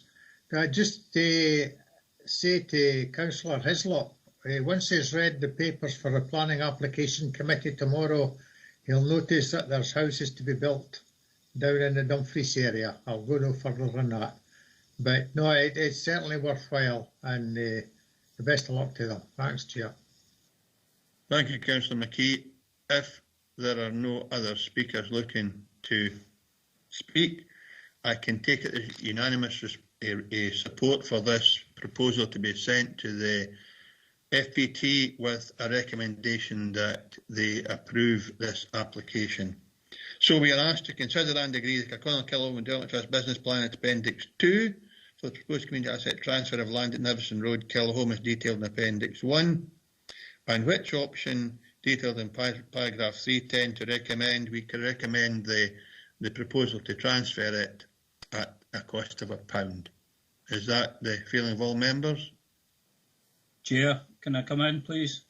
John, yes, please do. Yeah, I did bring up the 46,000. You know, I know this community group won't be reselling on the land, but just to sort of protect the council's asset.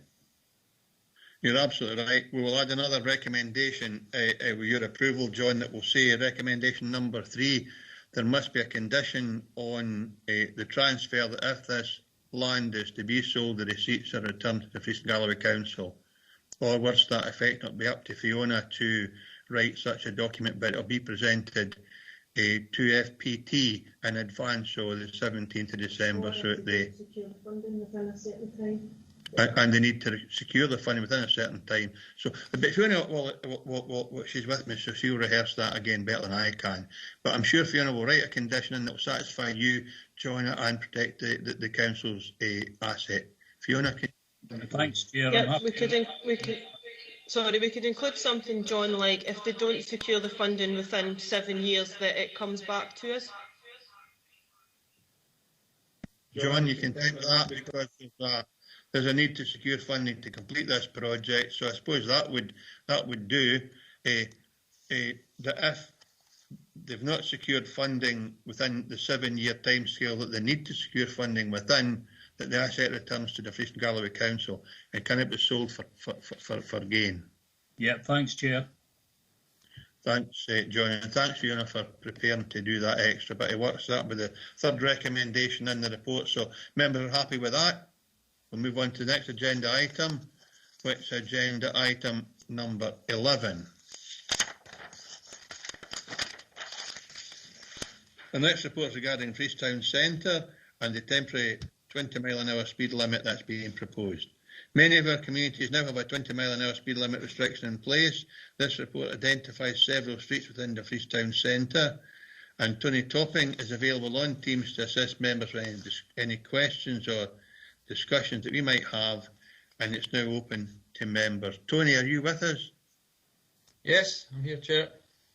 Good to hear from you, Tony. So, members, there's a proposal to introduce temporary 20-mile-an-hour speed limit in Dumfries. Is there any member with a view on that? We have a map. I would hope that every member has received a map that sets out the proposed area to be covered, and any questions or whatever on the map and the proposals, I'm sure Tony will absolutely be able to help us with that. I have John Campbell, please. Yeah, thanks, Chair. Thanks, Tony, for the report. It's more of a comment rather than a question. I was hoping that the council would be a bit more braver, a bit like Borders Council, where all the towns and villages have gone to a 20-mile zone. Yeah, but I very much welcome this, and I hope this is the way forward for the future. Thanks, Chair. Thanks, John. Clearly no response needed, Tony, but I have Councillor Nicholson, followed by Councillor Hislop. Thank you, Chair. Yes, I agree with Councillor Campbell there that we do need to expand it even further than that. And it's, you know, in some areas it's not a hard area, but it does show an example in the direction that we're going in. If we actually included some of the other areas within this map even, you know, you've got, and I don't want to speak for another councillor's areas, you know, but it lends itself, like Cresswell area, Barry Avenue, and up Larchfield, they're all 20 mile an hour by necessity, if you want, just now, with parked cars and narrow roadways. So I don't understand why areas like that haven't been included in this. I know that it would set a good example for the other areas to fully expand it. Lochside, for example, has done exactly that, and other areas within Dumfries have also followed suit from that. So, you know, I don't think we have been ambitious enough in where we're looking at, even including these areas in the map.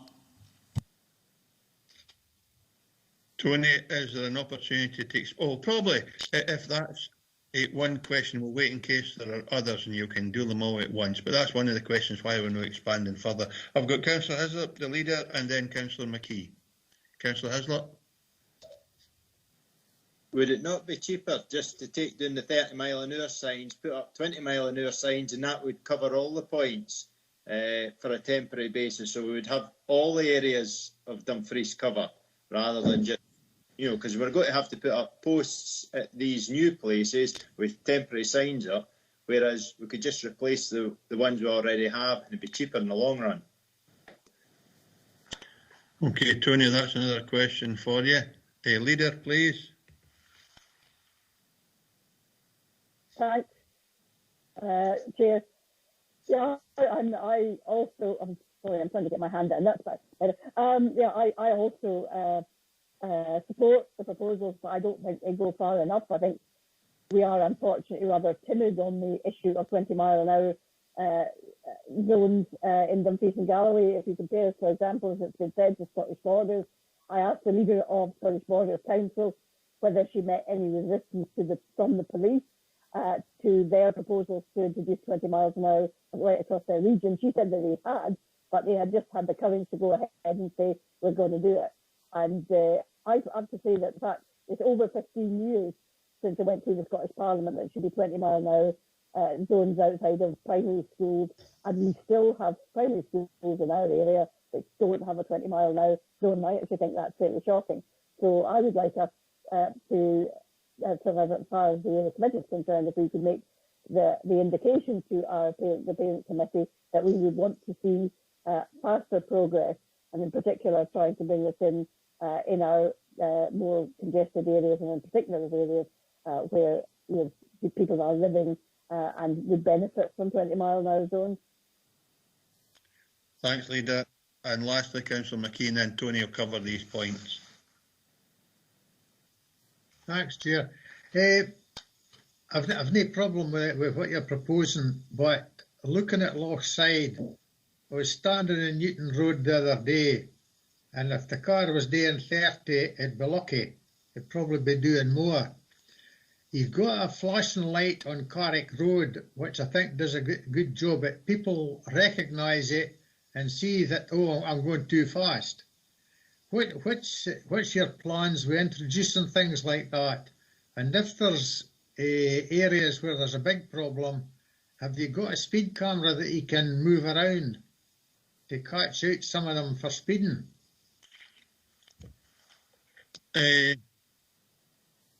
Councillor McKee, there is an issue. I mean, we don't have a council policy about, I don't believe, about flashing lights, and we would need that because I'm sure if we started putting them up in the freeze, everybody would want them. But that's something, again, that Tony will cover. And so I've got 4 points at the moment, and last, Councillor Ferguson's looking to speak as well. Andy, please. Thanks, Jim. I'm just wondering if Tony can cover this. If the area committee were of a mind to contact or to work with the communities committee, could that be the parent committee now, to actually scope out doing the whole region as opposed to just picking off places at a time.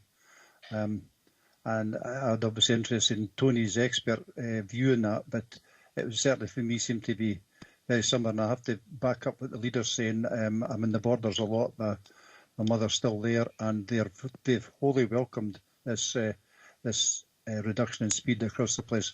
Enforcement's a different issue, totally different issue. We shouldn't not do it because Police Scotland might not do.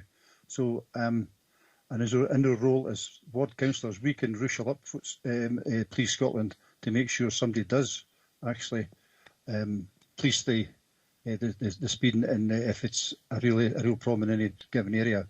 So I'd be thinking, should we be sending this back to communities for them to consider a paper for there?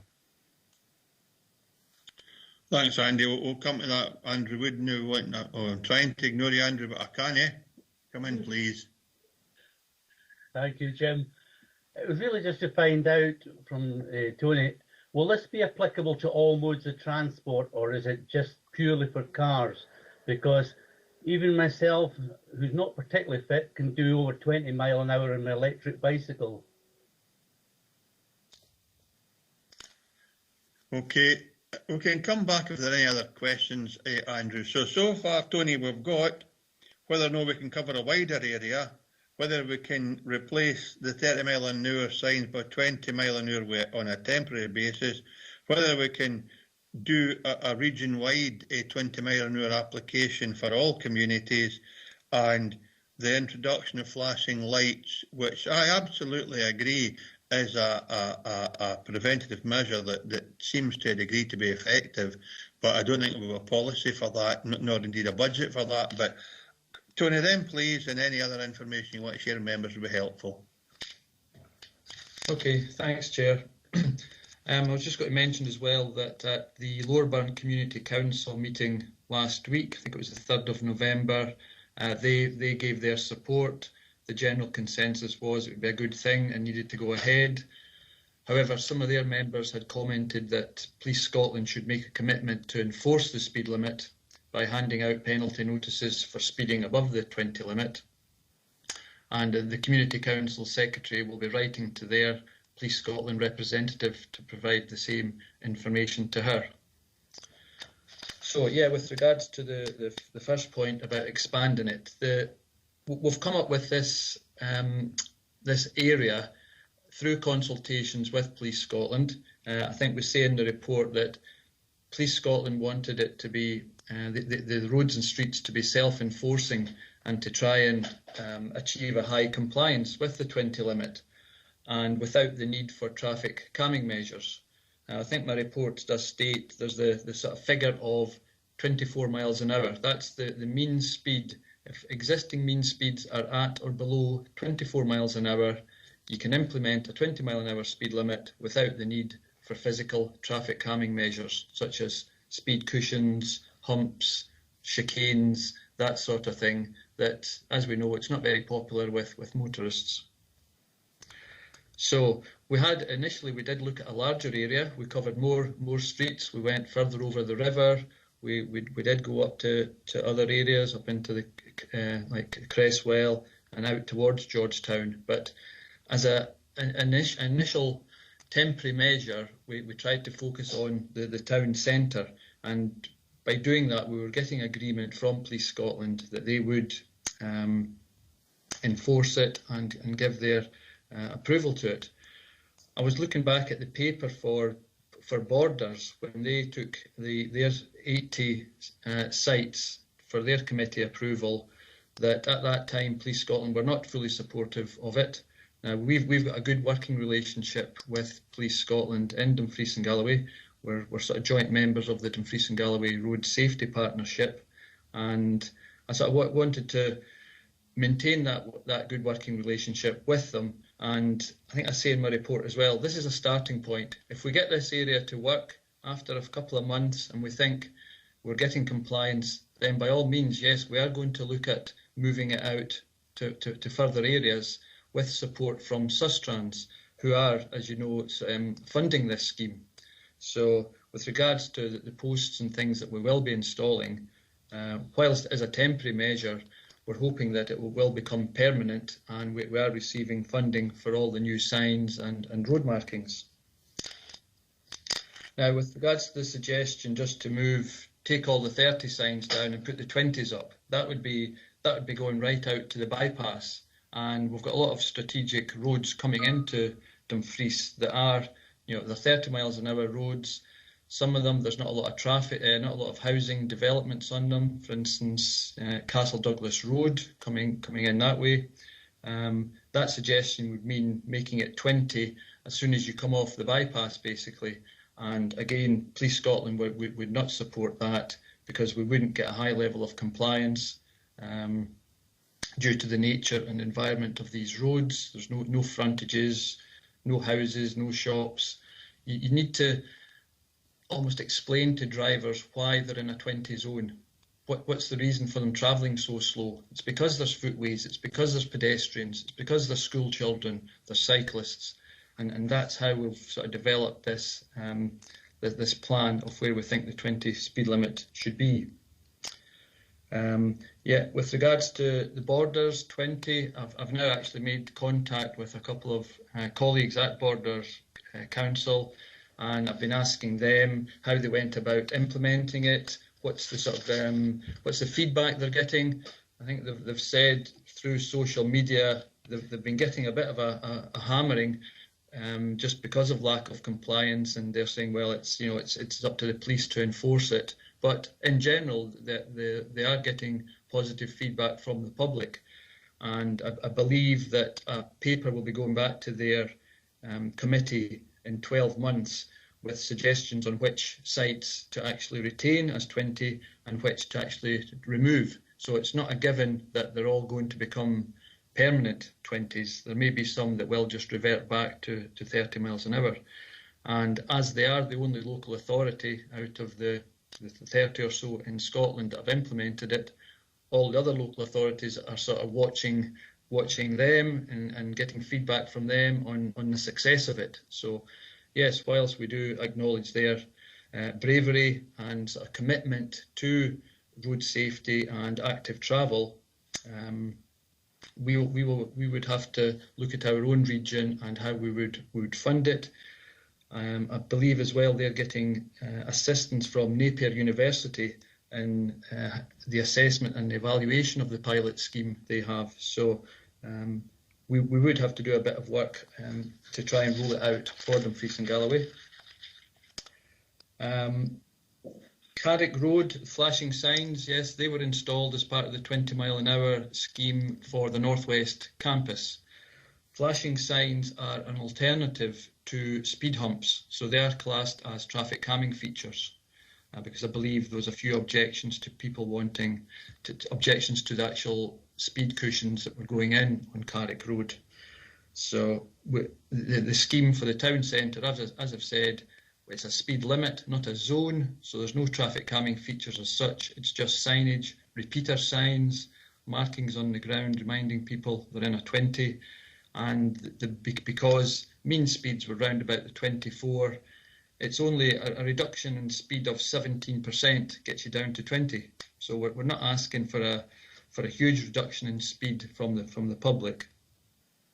So yes, the flashing signs do work in certain areas where they're required, where mean speeds were maybe between 25 and 30, and at £5,000 each, it can be quite expensive if you were going to implement a few of them along one particular road or street. The suggestion for the whole region-wide 20 mile an hour would have to go and get approval from Communities Committee. on top of all my other programmes I'm running, that would be another additional thing for me to work on. And again, I would have to try and get some support from Sustrans to see if they'd be willing to support it and fund it. But it's definitely on the agenda for next year. I think Dumfries at the moment is a trial for me, that if we do get a good level of compliance, then yes, in the new year I will be looking to roll it out, to other larger towns in the region in the first instance, and then whether we can look at some sort of region-wide rollout as well.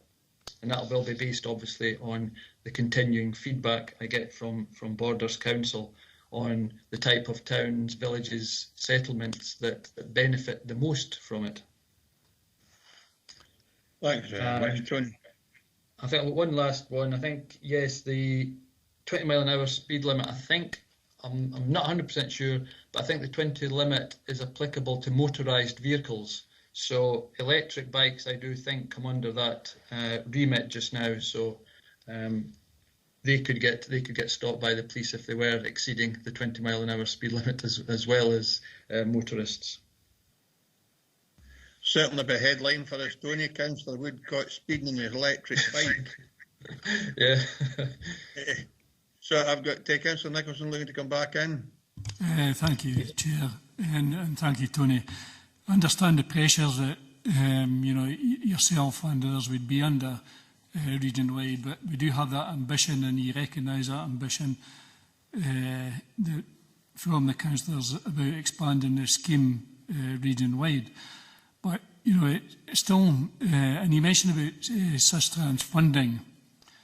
One of the things that up in the Lochside area, when we were looking at the 20 mile an hour zones, was the areas that lent themselves, if you want, to 20 mile an hour without speed bumps, etc. And that. And I think there are lots of areas within this map that would comply with that kind of thing, and whether we could attract funding from Sustrans for bigger areas at a time, then I think it should be an ambition to do that as well. And I mentioned a few of them, like the Cresswell area, Barry Avenue, Larchfield area, all of these areas within this map zone, and others within the map zone as well. They actually lend themselves to 20 mile an hour, and if we can attract for some type of funding for that as well from Sustrans, I think we should try. Thanks for that, Ronnie. And I'm sure Tony will have that in the back of his mind. It might be that we will ask for a further report on what other options are open to us after the new year, or after this has been implemented, provided members support that and you see what the outcomes are. So I don't have anybody else looking to speak. So we can go to the recommendations, which are: review and consider the proposed temporary 20 mile an hour speed limit in Dumfries Town Centre as a temporary COVID-19 specific public safety intervention, as presented in Appendix 1. 2, we're asked to agree to proceed to advertising and implementing of the temporary 20 mile an hour speed limit, Traffic Regulation Order 2020, as detailed in paragraph 3.25 to 3.26, and agree to receive funding from Sustrans Spaces for People infrastructure programme for temporary interventions to make it safer for people who choose to walk, cycle or wheel for essential trips and exercise during COVID-19, as detailed in paragraph 3.2. Members happy to review and agree these proposals? It seems that's a unanimous decision, so thanks for that, Tony. Hopefully you will be able to bring us another report in due course on how we can expand both within the Dumfries Town Centre, the extremities of Dumfries and the wider council region. Thanks for being here, Tony, and thanks for your presentation today. Okay, no problem. Okay, members. Thanks, Tony. Okay, members, we now come to agenda item 12, a network management street naming development phase, a former College Heath Hall. Our next report is regarding street naming at the former college in Heath Hall. Members are being asked to agree College Way, Falcon Road, McCallum Court, Morris Avenue and Skylark Park as the preferred names for the new roads. Mike Fox is available in Teams to assist members with any questions, and you'll see by the report the reasoning why these names have been brought forward. Are you with us, Mike? It's myself, Jim, Ken Druitt, representing. Ken, hi, Ken. Thank you, Chair. Good to hear from you. We're at the agenda item 12, Ken, and members have been asked to support the names as set out in the paper. Members, have any questions for Ken or observations to make?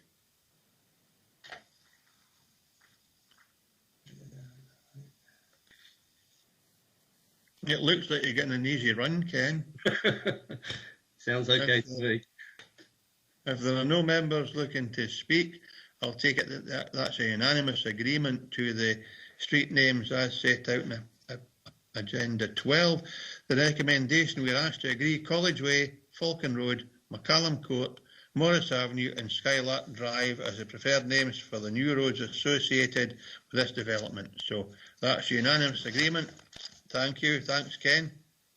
And we come to the last item in the report. The final report is another street naming report, this time at Marchfield. We are being asked to agree to the street names Thistle Way, Bluebell Way and Heather Drive. And again, Ken is with us if any members have any questions or observations. So, street naming, development at Phase H5B, Marchfield Drive, Dumfries. And it would appear that you get another free run, Ken, and that members are unanimous in agreeing that these names will be the names that will be on this new development. Ken, thank you for being with us today. Thank you, members. Thank you, members of staff and members for being with us. It's been a very productive meeting, and thanks very much again. I have no further business. That concludes the meeting for today. Thanks very much, folks. Thank you very much, Chair. Nice to see you all. Thank you. Bye now. Bye.